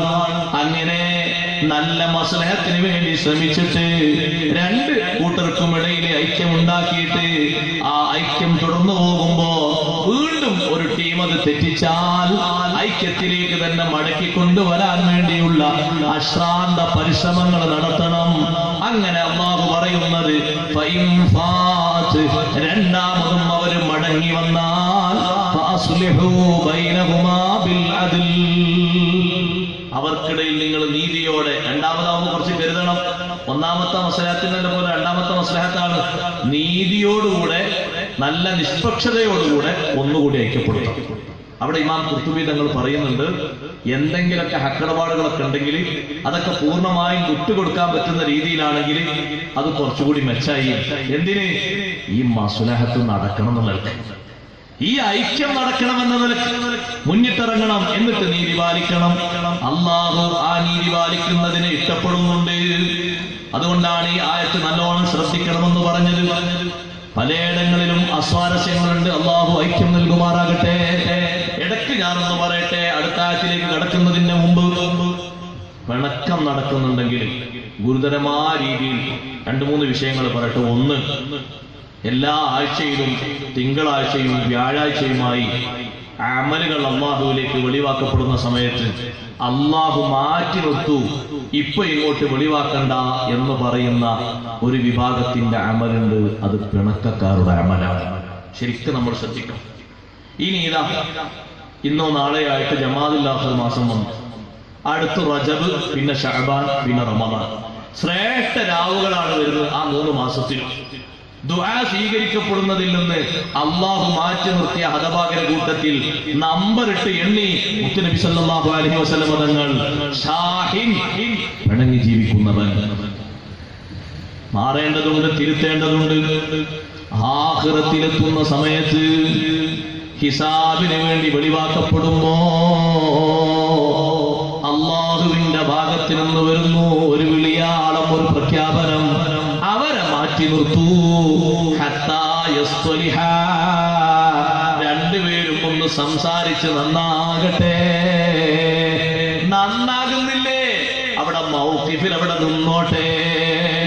അവിടെ കുറെ നേരം നിൽക്കാൻ പറ്റുമോ? ആലോചിക്കാൻ പറ്റുന്നുണ്ടോ? കുറെ നേരം നിൽക്കാൻ പറ്റുമെന്ന് മഹ്ശറിൽ പോലും ബാക്കിലാക്കി നിർത്തുന്ന വിഭാഗമാണെന്ന് പറയുമ്പോ എത്രമാത്രമുള്ള ഹതഭാഗ്യതയാണ്. എന്തെങ്കിലും ചെറിയ പ്രശ്നമാണ്, കല്യാണത്തിന് വിളിച്ചിട്ട് വന്നില്ല, അല്ലെങ്കിൽ കല്യാണത്തിന് വന്നിട്ട് വെച്ചത് പോരായ്മയായി, കൊടുത്ത കവറിലുള്ള കനം പോരാതെയായി, അല്ലെങ്കിൽ വന്നപ്പോൾ തന്നെ പെട്ടെന്നൊന്നും മെയിൻ ചെയ്യാതെ തിരക്കിട്ട് പോയി, എന്തെങ്കിലും ചുളിഞ്ഞ ചുളിഞ്ഞ കേൾക്കാൻ പോലും വിഷമമാകുന്ന രീതിയിലുള്ള പ്രശ്നങ്ങളുടെ പേരിൽ ഉമ്മമാരെ പഠനപ്പിണക്കങ്ങളുണ്ടോ? ജേഷ്ഠത്തിയോട് മിണ്ടിയിട്ട് വർഷങ്ങളേറെയായി. എന്തേ കാരണം? ജേഷ്ഠത്തിയുടെ 3 മക്കളും ഗൾഫിലാണ്. വേറെ കാരണമില്ല. എന്തിനാമത്? അള്ള കൊടുത്ത നിയമത്തല്ലേ, നമുക്കും കൂടല്ലേ, നമ്മുടെ ചോരയല്ലേ. എന്താ ഒരു വലിയ ഉഷാറിഞ്ഞ് നമ്മൾ മുണ്ടിക്കോളുന്നില്ല. എന്ത് ചെയ്യാനാ? ഇതിലെന്താ പറയാ സഹോദരങ്ങളെ? എന്റെ ജ്യേഷ്ഠന്റെ മക്കളൊക്കെ പുരോഗതിപ്പെടുന്നത് ഞാനത് കണ്ട് സന്തോഷിച്ച് അൽഹംദുലില്ലാഹ് പറയേണ്ടതാ. ഓ, എന്റെ ജ്യേഷ്ഠന്റെ കുടുംബം അള്ളാഹു നൽകിയ ഇസ്സത്ത്, അങ്ങനല്ലേ പറയേണ്ടത്? ഹബീബ് സല്ലല്ലാഹു അലൈഹി വസല്ലം കുടുംബക്കാർ ഓരോരുത്തർ ഇങ്ങനെ വളർന്ന് നല്ല രൂപത്തിൽ മട്ടത്തിൽ വരുമ്പോ കണ്ടു നിന്നിട്ട് എന്തൊരു സന്തോഷമാണ് നിങ്ങൾ പറഞ്ഞത്. അങ്ങനെ ഒരു സന്തോഷമല്ലേ വേണ്ടത്? അതാ മിണ്ടാതിരിക്കാനുള്ള കാരണം. ഓലൊക്കെ ഗൾഫിലാണ്, അതുകൊണ്ട് ഇനിയിപ്പോ ഓരോട് അങ്ങനെ മിണ്ടിക്കോളുന്നില്ല. വേറെ പ്രശ്നം ഒന്നുമില്ല. അല്ലെങ്കിൽ നമ്മളെ വിഷയത്തിൽ നമ്മൾ ക്ഷണിച്ചിട്ട് 2-3 തവണ നമ്മൾ ക്ഷണിച്ചപ്പോഴൊക്കെ അവർക്ക് ഓരോ പ്രതിബന്ധങ്ങളുണ്ടായി. സ്വാഭാവികല്ലേ, എന്തെങ്കിലുമൊക്കെ ഉണ്ടാകൂലേ? അപ്പൊ നമ്മൾ അങ്ങോട്ടൊരു വിഷയത്തിൽ ചെന്നു കൊടുത്തു. പിന്നെ അത് കഴിഞ്ഞ് നമ്മൾ ചെന്നു കൊടുത്തതിന് ശേഷം വീണ്ടും നമ്മൾ ക്ഷണിച്ചപ്പോ അവര് പറഞ്ഞു, ഇങ്ങനൊരു പ്രശ്നം ഉണ്ട് കേട്ടോ, ഒന്നും കരുതരുത്, ഞങ്ങൾ ആ കല്യാണം കഴിഞ്ഞിട്ട് വരാം, നിങ്ങളൊന്നും വിഷമം കരുതരുത്. നമ്മളവിടെ നാവ് കൊടുക്കണത്ത് നമ്മൾ പറഞ്ഞു, ഇനി കല്യാണത്തിന്റെ അന്ന് വന്നെങ്കിൽ കഴിഞ്ഞിട്ടും വരേണ്ട ഖിയാമത്ത് നാൾ വരെ നിങ്ങളായിട്ട് ഒരു ബന്ധമില്ല. അപ്പൊ നമ്മൾ ആരായി? ചെറിയൊരു അഡ്ജസ്റ്റ്മെന്റ് ചെയ്തൂടെ? നമുക്ക് വരാൻ സൗകര്യപ്പെടില്ല, എന്നാൽ അൽഹംദുലില്ലാഹ് ഞങ്ങൾ ദ്വാരക്കും, അങ്ങനെ പറഞ്ഞാൽ മതി, ഒരു കുഴപ്പമില്ല. കല്യാണം കഴിച്ചിട്ട് 2-3 ആഴ്ചകൾ കഴിഞ്ഞിട്ടല്ലേ ജാബിർ റളിയല്ലാഹു അൻഹു കല്യാണം കഴിച്ച നബി സല്ലല്ലാഹു അലൈഹി വസല്ലം പറഞ്ഞത്. നമ്മക്കല്ലേ അത് വലിയ പ്രശ്നം? ജാബിർ റളിയല്ലാഹു അൻഹുവിന്റെ കുപ്പായത്തിൽ ഇങ്ങനെ ഒരു കറ കണ്ടു, അത്ര ദേശ കറ. നമുക്ക് കുപ്പായത്തിനൊരു കറ കല്യാണത്തെ കഴിഞ്ഞോ? നബി സല്ലല്ലാഹു അലൈഹി വസല്ലം ചോദിച്ചു. ജാബിർ റളിയല്ലാഹു അൻഹു എത്ര പ്രഗൽഭനായ സ്വഹാബിയാണ്. കുപ്പായത്തിലെ കറ കണ്ട് അത്തറിന്റെ കളറാണ് കല്യാണം കഴിഞ്ഞോ? ആ നബിയെ, കല്യാണമൊക്കെ കഴിഞ്ഞു. അപ്പൊ നബി സല്ലല്ലാഹു അലൈഹി വസല്ലം ഇങ്ങോട്ട് പറയാതെ ഞാൻ മേലാൾ ഇങ്ങോട്ട് വരില്ല, അങ്ങനെ പറഞ്ഞു.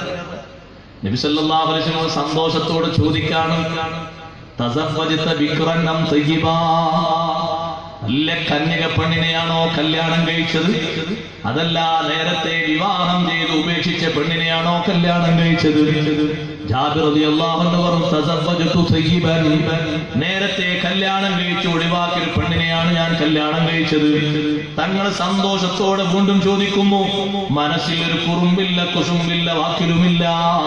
ഹല്ലാ ബിക്റൻ തുലാഇബുഹാ വതുലാഇബുക, നല്ലൊരു ചെറുപ്പക്കാരത്തി പെണ്ണിനെ കിട്ടുകയാണെങ്കിൽ ജീവിതത്തിൽ നല്ല രസവും സുഖമൊക്കെ ഉണ്ടാവില്ലേ? ഒരു കളിയും ഒരു തമാശക്കായിട്ട് ഇങ്ങനെ പോകാറ്. ഇപ്പൊ ജാബിർ റളിയല്ലാഹു അൻഹു, നബിയെ, എനിക്ക് 7 പെങ്ങന്മാരാണ്, അവരിൽ പലരും വിവാഹപ്രായം എത്താത്തവരാണ്. ഞാൻ അവരുടെ കൂട്ടത്തിൽ ഒരു കളിക്കൂട്ടുകാരിയെ കൊണ്ടുവന്നാലേ ആ പെൺകുട്ടി ഇവരെ കൂടെ ഒന്ന് കളിക്കല്ലേ ചെയ്യാം, അവരെ കൂടി ഒന്ന് നിയന്ത്രിക്കാൻ പറ്റുന്ന ഒരു പെണ്ണായിക്കോട്ടെ എന്ന് കരുതിയിട്ട് ഞാൻ ഇങ്ങനെ കല്യാണം കഴിച്ചു. അത് പറഞ്ഞപ്പോ ഹബീബ് റസൂലുള്ളാഹി സ്വല്ലല്ലാഹു അലൈഹി വസല്ലം തങ്ങൾ പറഞ്ഞു, അല്ലാഹു നിങ്ങൾക്ക് ബറക്കത്ത് ചെയ്യട്ടെ, നിങ്ങൾ ആ ചെയ്തത് ഖൈറാണെന്ന് ത്വഹ റസൂലുള്ളാഹി. ഈ സംസാരങ്ങളൊക്കെ കഴിഞ്ഞിട്ട് തങ്ങൾ അവസാനത്തെ ചോദ്യം, വലിമത്തെല്ലാം കൊടുത്തോ? എന്തൊരു സ്നേഹ, കല്യാണം കഴിഞ്ഞോ? എന്ന് കഴിഞ്ഞു. എന്നോട് പറഞ്ഞില്ല, എന്നാ പിന്നെ ആ നോക്കണം, എന്നാൾ പോയാലും ശരി മരിച്ചാലും ശരി. അത് മരിച്ചോട്ടെ, ഖബറിലെത്തി എത്തിയോട്ടെ. എന്തൊരു വാശിയാ നമുക്ക്. നമ്മൾ ഇങ്ങനെ ആകേണ്ടവരാണോ സഹോദരങ്ങളെ? അതിലൊക്കെ അല്ലേ ഒരു അഡ്ജസ്റ്റ്മെന്റ് ഒക്കെ. അത് അങ്ങനത്തെ കുറുമ്പിനൊക്കെ നിന്നാ പിന്നെ ഈ ഈമാന് വല്ല വിലയുണ്ട്. തങ്ങൾ ചോദിക്കതൊക്കെ ചോദിച്ചതിന് ശേഷം സഹീഹ് ബുഖാരിയിൽ കാണാം ഹദീസ്, വലീമത്ത് കൊടുത്തോ? ഇല്ല നബിയെ, വലീമത്ത് കൊടുത്തില്ല, കല്യാണം വേഗം ഉണ്ടാക്കിയതാണ്, അവരൊക്കെ നിയന്ത്രിക്കാൻ ഒരാൾ വീട്ടിൽ വന്നോട്ടെ എന്ന്. അപ്പൊ തങ്ങൾ പറഞ്ഞു, വലീമത്ത് ഏതായാലും ആൾക്കാർ കൊടുക്കേണ്ടതാണ്. ഔലിം മലൂബിശാത്തിൻ, ഒരാടിനെ നടത്തിട്ടെങ്കിലും വലീമത്ത് കൊടുക്കണം. നിങ്ങൾ നോക്കി എന്തൊരു സന്തോഷം. ആ ജാബിർ റളിയല്ലാഹു അൻഹുവിനെ ഏത് പ്രതിസന്ധി ഘട്ടത്തിലും ഞാൻ നിങ്ങളുടെ കൂടെയുണ്ട് ജാബിറെ, നിങ്ങൾ പേടിക്കേണ്ടതില്ല എന്ന് പറഞ്ഞ ഹബീബ് റസൂലുള്ളാഹി സ്വല്ലല്ലാഹു അലൈഹി വസല്ലം തങ്ങൾ ഒന്നും പറഞ്ഞില്ലല്ലോ. അങ്ങനെ പറഞ്ഞിട്ട് ഞാൻ എന്റെ ഉമ്മപങ്ങന്മാരോട്, സഹോദരന്മാരോട്, അമ്മായിമ്മമാരോടൊക്കെ പറയട്ടെ, പടലപ്പിണക്കങ്ങൾ അവസാനിക്കണം. എന്താ പിണക്കത്തിന്റെ മറ്റൊരു കാരണം? മകൻ വന്നപ്പോ മരിയോട് കുറെ നേരം സംസാരിച്ചിരുന്നു. അവർക്ക് പറയണം, ഒരുപാട് പറയണം. അതാ കേസ്, ഒരു കേസ് അതാ സുഹൃത്തുക്കളെ. ആ ഉമ്മ, നമ്മുടെ വീട്ടിൽ ആ ഉമ്മ ഉപ്പാന്റെ കൂടെ കല്യാണം കഴിച്ചു, ഉപ്പയും ആ ഉമ്മയും ആ വീട്ടിലുള്ള സമയത്ത് ആ 18-ാം വയസ്സിൽ അല്ലെങ്കിൽ ആ 22-ാം വയസ്സിൽ എത്ര നേരം അവർ തമാശയും കിന്നാരവും പറഞ്ഞിട്ടുണ്ട്. ആ മകനെ അങ്ങോട്ട് വരാൻ കാത്തിട്ടാണ് ഓള് മാറ്റി ഇങ്ങനെ സുജായിട്ട് ഇങ്ങനെ നിൽക്കാൻ.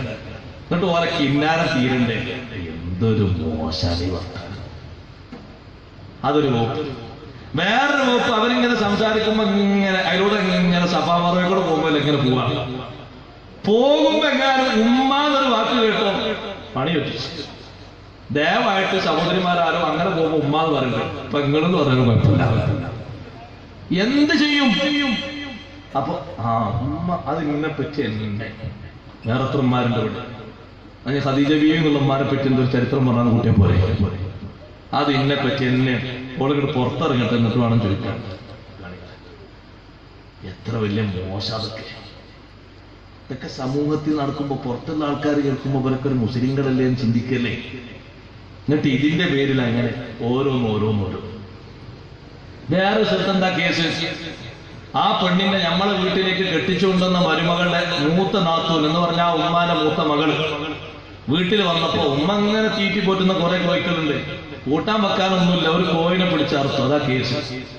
ഉമ്മ അങ്ങനെ തീറ്റി പോറ്റുന്ന കോഴിനെ ഇറക്കുമ്പോ ഉമ്മാനോട് ചോദിച്ചില്ല, അതുകൊണ്ട് ഉമ്മാക്ക് ഭക്ഷണം ഒന്നും വേണ്ട. എന്തു പറയാനാ സഹോദരങ്ങളെ? ഇങ്ങനെ ആകാൻ പറ്റും. ഞാനിത് പറയുമ്പോ നിങ്ങളൊക്കെ പലരും ശ്രദ്ധിക്കണ്ടേ. ആ ശരിയാണ് ഉസ്താദ്, അങ്ങനെയാണ് അവിടെ, ഇങ്ങനെയാണ് ഇവിടെ. നമ്മളൊക്കെ നന്നാകാം. ഒരു പണക്കുണ്ടായപ്പോഴേക്ക് സ്വഹാബത്ത് മാറ്റി. ഒറ്റ ചരിത്രം ഞാൻ സഹീഹ് ബുഖാരി എന്ന് പറയട്ടെ. ഒരു പണക്കം വന്നപ്പോഴേക്ക് സ്വഹാബത്തിന്റെ മനസ്സിൽ വന്ന നീരസം, സങ്കടം ചെറുതല്ല. ആരോടാണ് പിണങ്ങിയത്? പിണങ്ങാനുണ്ടായ കാരണം തന്നെ സ്വഹാബിയിൽ നിന്ന് വന്നതാണ്. വലിയ പ്രമുഖനായ സ്വഹാബിയാണ് അബ്ദുല്ലാഹി ഇബ്നു സുബൈർ റളിയല്ലാഹു അൻഹു. അബ്ദുല്ലാഹി ഇബ്നു സുബൈർ റളിയല്ലാഹു അൻഹു നബിതങ്ങളുടെ അടുത്ത സ്വഹാബിയാണ്. ലികുല്ലി നബിയ്യിൻ ഹവാരിയുൻ വഹവാരി ഇബ്നു സുബൈർ. ഓരോ നബിക്കും ഓരോ ഇഷ്ടപ്പെട്ട കൂട്ടുകാരനുണ്ട്, രഹസ്യങ്ങളൊക്കെ കൈമാറാൻ പറ്റിയ സ്വന്തക്കാരനുണ്ട്. എനിക്ക് ആ തരത്തിൽ ഒരു സ്വന്തമായുള്ള സ്വഹാബി അത് സുബൈർ റളിയല്ലാഹു അൻഹുവിന്റെ മകൻ അബ്ദുല്ലാഹി റളിയല്ലാഹു അൻഹു ആണ്. അല്ലാഹുവിന്റെ ഹബീബ് അവിടുത്തെ ഉമിനീര് ചാരിച്ചുകൊണ്ട് ആ പ്രിയപ്പെട്ട സ്വഹാബിക്ക് ആദ്യം ഉമിനീര് പകർന്നു കൊടുത്ത് അവിടുത്തെ വയറ്റിനകത്ത് ആദ്യം എത്തിയത് റസൂലുള്ളാഹി സ്വല്ലല്ലാഹു അലൈഹി വസല്ലം മുത്തുനബി തങ്ങളുടെ ഉമിനീരാണ്. അസ്മാ ബീവി പലപ്പോഴും ആവേശത്തോടെ പറയാറുണ്ട്, എന്റെ പൊന്നുമോന്റെ വയറ്റിന്റെ ഉള്ളിലേക്ക് ആദ്യം കടന്നെത്തിയത് കാരക്കയുടെ മധുരമല്ല, റസൂലുള്ളാഹി സ്വല്ലല്ലാഹു അലൈഹി വസല്ലം അല്ലാഹുവിന്റെ റസൂലിന്റെ ഉമിനീരാണ്. ആ അബ്ദുല്ലാഹി ഇബ്നു സുബൈർ റളിയല്ലാഹു അൻഹു മിക്ക ദിവസവും താമസിക്കാറുള്ളത് എളാമയുടെ വീട്ടിലാണ്. ആരാണ് എളാമ? ആയിഷ ബീവി റളിയല്ലാഹു അൻഹാ. എന്തിനാണ് അവിടെ കൂടുന്നത് എന്നറിയോ? ആയിഷ ബീവി ഇൽമിന്റെ ഭണ്ഡാരമാണ്, ഇൽമിന്റെ വലിയ ബഹറാണ്. സ്വഹാബത്തിൽ നിന്ന് എത്ര ശിഷ്യന്മാരുണ്ട് ആയിഷ ബീവിക്ക്? ആയിഷ ബീവിക്കുള്ളതുപോലെ ഉമ്മഹാത്തുൽ മുഅ്മിനീങ്ങളിൽ മറ്റാർക്കും ശിഷ്യഗണങ്ങളില്ല. ആയിഷ ബീവി റളിയല്ലാഹു അൻഹ ഹദീസ് റിപ്പോർട്ട് ചെയ്തതുപോലെ ഒരൊറ്റ സ്വഹാബി വനിതയും ഹദീസ് റിപ്പോർട്ട് ചെയ്തിട്ടില്ല. ആ നിലക്ക് ഉയരമുള്ള മഹദി ആയിഷ ബീവി റളിയല്ലാഹു അൻഹയുടെ വീട്ടിലാണ് എപ്പോഴും കൂടാറുള്ളത് ഇബ്നു സുബൈർ റളിയല്ലാഹു അൻഹു എപ്പോഴും അവിടെയാണ് താമസിക്കാറുള്ളത്. അപ്പൊ അതിലേക്ക് ചേർത്തിയിട്ട് ആയിഷ ബീവിയെ പറ്റി ഉമ്മു അബ്ദുല്ലാഹി എന്ന് വിളിക്കാറുണ്ട്. ആയിഷ ബീവിക്ക് മക്കളൊന്നുമില്ല. അബ്ദുല്ലാഹി ഇബ്നു സുബൈർ റളിയല്ലാഹു അൻഹു ആ വീട്ടിലാണല്ലോ കൂടാറുള്ളത്. അപ്പോൾ സന്തോഷത്തിന് അങ്ങനെ ഒരു പേര് ആയിഷ ബീവി റളിയല്ലാഹു അൻഹുണ്ട്. അങ്ങനെ മഹദിയിൽ നിന്ന് നല്ല സ്വഭാവങ്ങളല്ലേ കാണുന്നത്. ആയിഷ ബീവിക്കുള്ള ഒരു പതിവ് കഴിഞ്ഞ ദിവസം നാം പറഞ്ഞു, ഞാനത് ആവർത്തിക്കുന്നില്ല. കിട്ടുന്നത് സ്വതത്തെ. ആയിഷ ബീവി റളിയല്ലാഹു അൻഹ ഒരു ദിവസം കണ്ടമാനം അങ്ങനെ കൊടുക്കുമ്പോ തമാശക്ക് അബ്ദുല്ലാഹി ഇബ്നു സുബൈർ റളിയല്ലാഹു അൻഹു പറഞ്ഞു, ഇത്ര തോനൊക്കെ കൊടുക്കണം, കുറച്ചൊക്കെ ഒന്ന് കുറച്ചുകൂടെ. സാധാരണ പറഞ്ഞ പ്രയോഗമാണ്, ഇത്ര നന്നായിട്ട് കൊടുക്കണം, കുറച്ചൊക്കെ നമ്മൾ എടുത്തുവെച്ച് കുറച്ച് കൊടുത്താൽ പോരെ. ആ വാക്ക് ആയിഷ ബീവിക്ക് പറ്റിയില്ല. നിങ്ങൾ നോക്ക്, കൊടുത്ത സ്വതക്കയെ പറ്റി പറഞ്ഞാണ്, അങ്ങനെ പറയുന്നത് വെറുതെ ഒന്ന് പറഞ്ഞതാണ്. ആയിഷ ബീവി റളിയല്ലാഹു അൻഹ സത്യം ചെയ്തു പറഞ്ഞു, ലില്ലാഹി അലയ്യ നദുറുൻ അല്ലാ ഉകല്ലിമ ഇബ്ന സുബൈർ അബദാ. അല്ലാഹുവിനെ സത്യം ചെയ്ത് നേർച്ചയാക്കി ഞാൻ പറയുന്നു, ഒരു കാലത്തും ഇബ്നു സുബൈറിനോട് മിണ്ടൂല. ആ വാക്കങ്ങോട്ട് കേട്ടപ്പോ അബ്ദുല്ലാഹി ഇബ്നു സുബൈർ റളിയല്ലാഹു അൻഹു പൊട്ടിക്കരഞ്ഞുപോയി.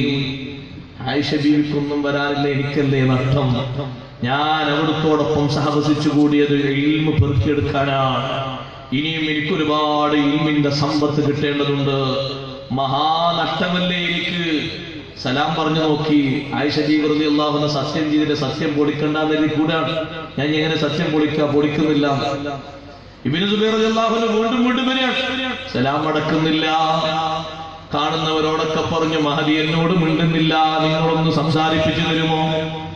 പല ആളുകൾക്കും ആയിഷ ബീവി റളിയല്ലാഹു അൻഹയോട് പറയാൻ പേടിയാണ്.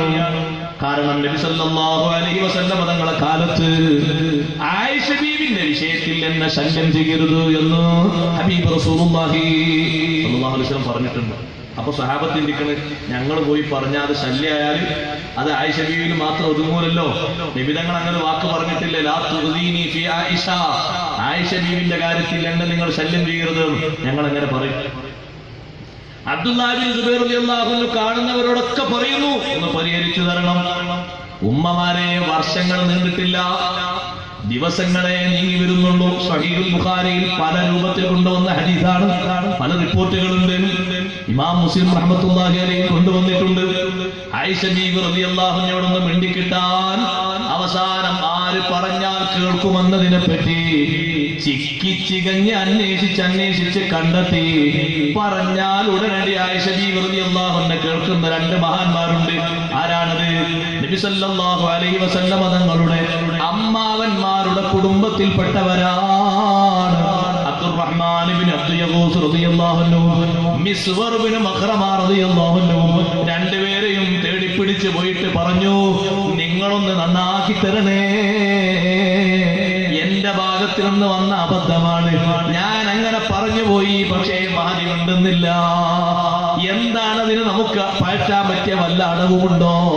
ഇബ്നു സുബൈർ റളിയല്ലാഹു അൻഹു അവരോട് പറഞ്ഞു, നിങ്ങൾ വീട്ടുമുറ്റത്തെത്തിയിട്ട് ഞങ്ങൾ കടക്കട്ടെ എന്ന് ഉമ്മാനോട് സമ്മതം ചോദിക്കുമ്പോ ആയിഷ റളിയല്ലാഹു അൻഹ സമ്മതമാണെന്ന് പറയുമ്പോൾ നിങ്ങൾ ചോദിക്കണം, ഞങ്ങൾ എല്ലാവരും കടക്കട്ടെ, എല്ലാവരും കടന്നോളൂ എന്ന് പറഞ്ഞാൽ നിങ്ങൾ നേരെ ഹിജാബിന്റെ വിരിയുടെ ഇപ്പുറത്ത് നിൽക്കണം, ഞാൻ ഉള്ളിലേക്ക് കടന്നുചല്ല.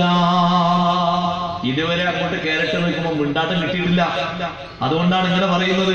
ആ രണ്ട് സ്വഹാബിമാരും വന്നു, അവർ ചോദിച്ചു, സമ്മതം ചോദിച്ചു, അനദുഖുൽ, ഉള്ളിലേക്ക് കടക്കട്ടെ. മഹദി പറഞ്ഞു, ദുഖുലു, കടന്നോളൂ എന്ന് പറഞ്ഞു. അയദുഖുലു കുല്ലുനാ, ഞങ്ങൾ എല്ലാവരും കടക്കട്ടെ. ഇബ്നു സുബൈർ റളിയല്ലാഹു അൻഹു കൂട്ടത്തിലുണ്ട്, മിണ്ടുന്നില്ല. പക്ഷെ കടക്കാനുള്ള ഒരു പെർമിഷൻ ഉണ്ടാക്കിയെടുക്കാം. എല്ലാവരും കടക്കട്ടെ എന്ന് ചോദിച്ചപ്പോ മഹദി പറഞ്ഞു, ഉദ്ഖുലു കുല്ലുക്കും, എല്ലാവരും കടന്നോളൂ. ആ രണ്ട് സഹാബിമാരും നേരെ വിരിയുടെ ഇപ്പുറത്ത്, അബ്ദുല്ലാഹി ഇബ്നു റളിയല്ലാഹു അൻഹു വിരി നീക്കി അപ്പുറത്തെത്തി. ആയിഷ ബീവി റളിയല്ലാഹു അൻഹയോട് പറഞ്ഞു, സമ്മതം കിട്ടിയിട്ട് വന്നതാണ്, എല്ലാവരോടും കടക്കാൻ പറഞ്ഞ കൂട്ടത്തിൽ ഞാനും ഉണ്ട്, എല്ലാവരോടും കടക്കാനല്ലേ പറഞ്ഞ കൂട്ടത്തിൽ ഞാനും ഉണ്ട്, സമ്മതം കിട്ടി വന്നതാണ്, മിണ്ടിയേ പറ്റൂ, മിണ്ടിയിട്ടേ പോകൂ. മിണ്ടാൻ വേണ്ടി പറഞ്ഞപ്പോ ആയിഷ ബീവി റളിയല്ലാഹു അൻഹ തല താഴ്ത്തി നിൽക്കുകയാണ്. ഇപ്പുറത്ത് മറയുടെ ഇപ്പുറത്ത് നിൽക്കുന്ന രണ്ട് പ്രഗൽഭരായ സ്വഹാബിവര്യന്മാർ അവർ ഓതിക്കൊടുക്കുന്നു, മഹദി നിങ്ങൾക്കറിയൂലേ ഹദീസ്, ലാ യഹില്ലു ലിമുസ്ലിമിൻ അൻ യഹ്ജുറ അഖാഹു ഫൗഖ സലാസ്. ഹദീസ് അങ്ങോട്ട് കേട്ട് ആയിഷ റളിയല്ലാഹു അൻഹ കരഞ്ഞുപോയി. മുത്തുനബി സല്ലല്ലാഹു അലൈഹി വസല്ലം പറഞ്ഞിട്ടില്ലേ ബീവി, 3 ദിവസത്തിലധികം പിണങ്ങാൻ പാടില്ല, ഒറ്റ ദിവസവും പിണങ്ങാൻ പാടില്ല. പക്ഷേ 3 ദിവസമാകുമ്പോഴേക്ക് ഏറെക്കുറെ ഇതിന്റെ മോർച്ചൊക്കെ കുറയും, ഗൗരവമൊക്കെ കുറയും. അപ്പൊ അങ്ങോട്ട് മിണ്ടണമെന്നാ പറഞ്ഞതിനർത്ഥം. 1 മിനിറ്റും പിണങ്ങാൻ പാടില്ല. പിന്നല്ലേ 3 ദിവസം അവധി, 3 ദിവസം പെർമിഷൻ ഉണ്ടെന്ന് കരുതണ്ട, ഒറ്റ സെക്കൻഡും പെർമിഷൻ ഇല്ല.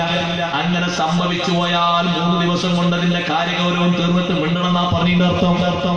ഇതിങ്ങനെ പറഞ്ഞു കൊടുക്കുമ്പോ മഹദി സംസാരം തുടങ്ങി. ഞാൻ എന്റെ സത്യം ഒഴിവാക്കുന്നു, സത്യം ഞാൻ പൊളിക്കുന്നു. ഇബ്നു സുബൈർ തങ്ങളോട് സംസാരം തുടങ്ങി. അപ്പൊ പിന്നെ സത്യം ചെയ്തതിന് കഫാറത്ത് കൊടുക്കേണ്ടതില്ലേ, പ്രായശ്ചിത്തം കൊടുക്കേണ്ടതില്ലേ? ഫകഫാറതുഹു ഇത്ആമു 10 മസാകീന മിൻ ഔസതി മാ തുത്ഇമൂന അഹ്ലീകും ഔ കിസ്വതുഹും ഔ തഹരീറു റഖബ വമൻ ലം യജിദ് ഫസിയാമു 3 അയ്യാം ദാലിക കഫാറത്തു അയ്മാനികും ഇദാ ഹലഫ്തും വഹ്ഫദൂ അയ്മാനകും. അല്ലാഹു പറഞ്ഞു, പ്രായശ്ചിത്തം കൊടുക്കണം. സത്യം ചെയ്തത് പൊളിഞ്ഞാൽ ഒന്നുകിൽ ഒരു അടിമയെ മോചിപ്പിക്കണം, അല്ലെങ്കിലോ 10 മിസ്കീന്മാർക്ക് ഭക്ഷണം കൊടുക്കണം. ഭക്ഷണം വെച്ച് വിളമ്പലല്ല, ഓരോ മിസ്കീനും മരമുദ്ദ വീതം കൊടുക്കേണ്ടതുണ്ട്. അല്ലെങ്കിലോ 10 മിസ്കീന്മാർക്ക് വസ്ത്രം കൊടുക്കണം. അതിനൊന്നും സാധിക്കൂലെങ്കിൽ 3 ദിവസം നോമ്പ് നോക്കണം. അപ്പൊ നീ കഫാറത്ത് കൊടുക്കാൻ തീരുമാനിച്ചു. ആ ഒരൊറ്റ വിഷയത്തിൽ ആയിഷ റളിയല്ലാഹു അൻഹ 40 അടിമകളെ മോചിപ്പിച്ചത്. നിങ്ങൾ ഒരടിമയെ മോചിപ്പിച്ചാൽ മതി. സത്യത്തിൽ സ്വതക്ക ഏറിയിട്ട് ആ പണക്കം തന്നെ ഉണ്ടായത്. ആ സ്വതക്ക പരിഹരിച്ചെടുത്ത് മഹദി കൊടുത്തത് അത്രേ, 40 അടിമകളെ മോചിപ്പിച്ചു. സ്വഹീഹുൽ ബുഖാരിയിൽ കാണാം. പിന്നെ ഈ സംഭവം പറയുമ്പോഴൊക്കെ മഹദി കരയും. കരഞ്ഞ് കരഞ്ഞ് ഹത്താ തബ്തല്ലു ദുമൂഹാ ഖിമാറഹാ, അവിടുത്തെ കണ്ണീർ കണങ്ങൾ മുഖമക്കന നനക്കുമായിരുന്നു. ഉമ്മമാരെ, അമ്മായിമ്മമാരോട് പിണങ്ങി നിൽക്കുന്നവരുണ്ടെങ്കിൽ, സഹോദരങ്ങളോട് പിണങ്ങി നിൽക്കുന്നവരുണ്ടെങ്കിൽ, സ്വന്തം ഉമ്മ ഉപ്പാരോട് പിണങ്ങി നിൽക്കുന്നവരുണ്ടെങ്കിൽ, അള്ളാഹു പറയുന്ന മസ്ലഹത്തിന്റെ വിഷയം കേൾക്കുന്നില്ലേ? നമ്മൾ യോജിപ്പിലെത്തേണ്ടതുണ്ട്.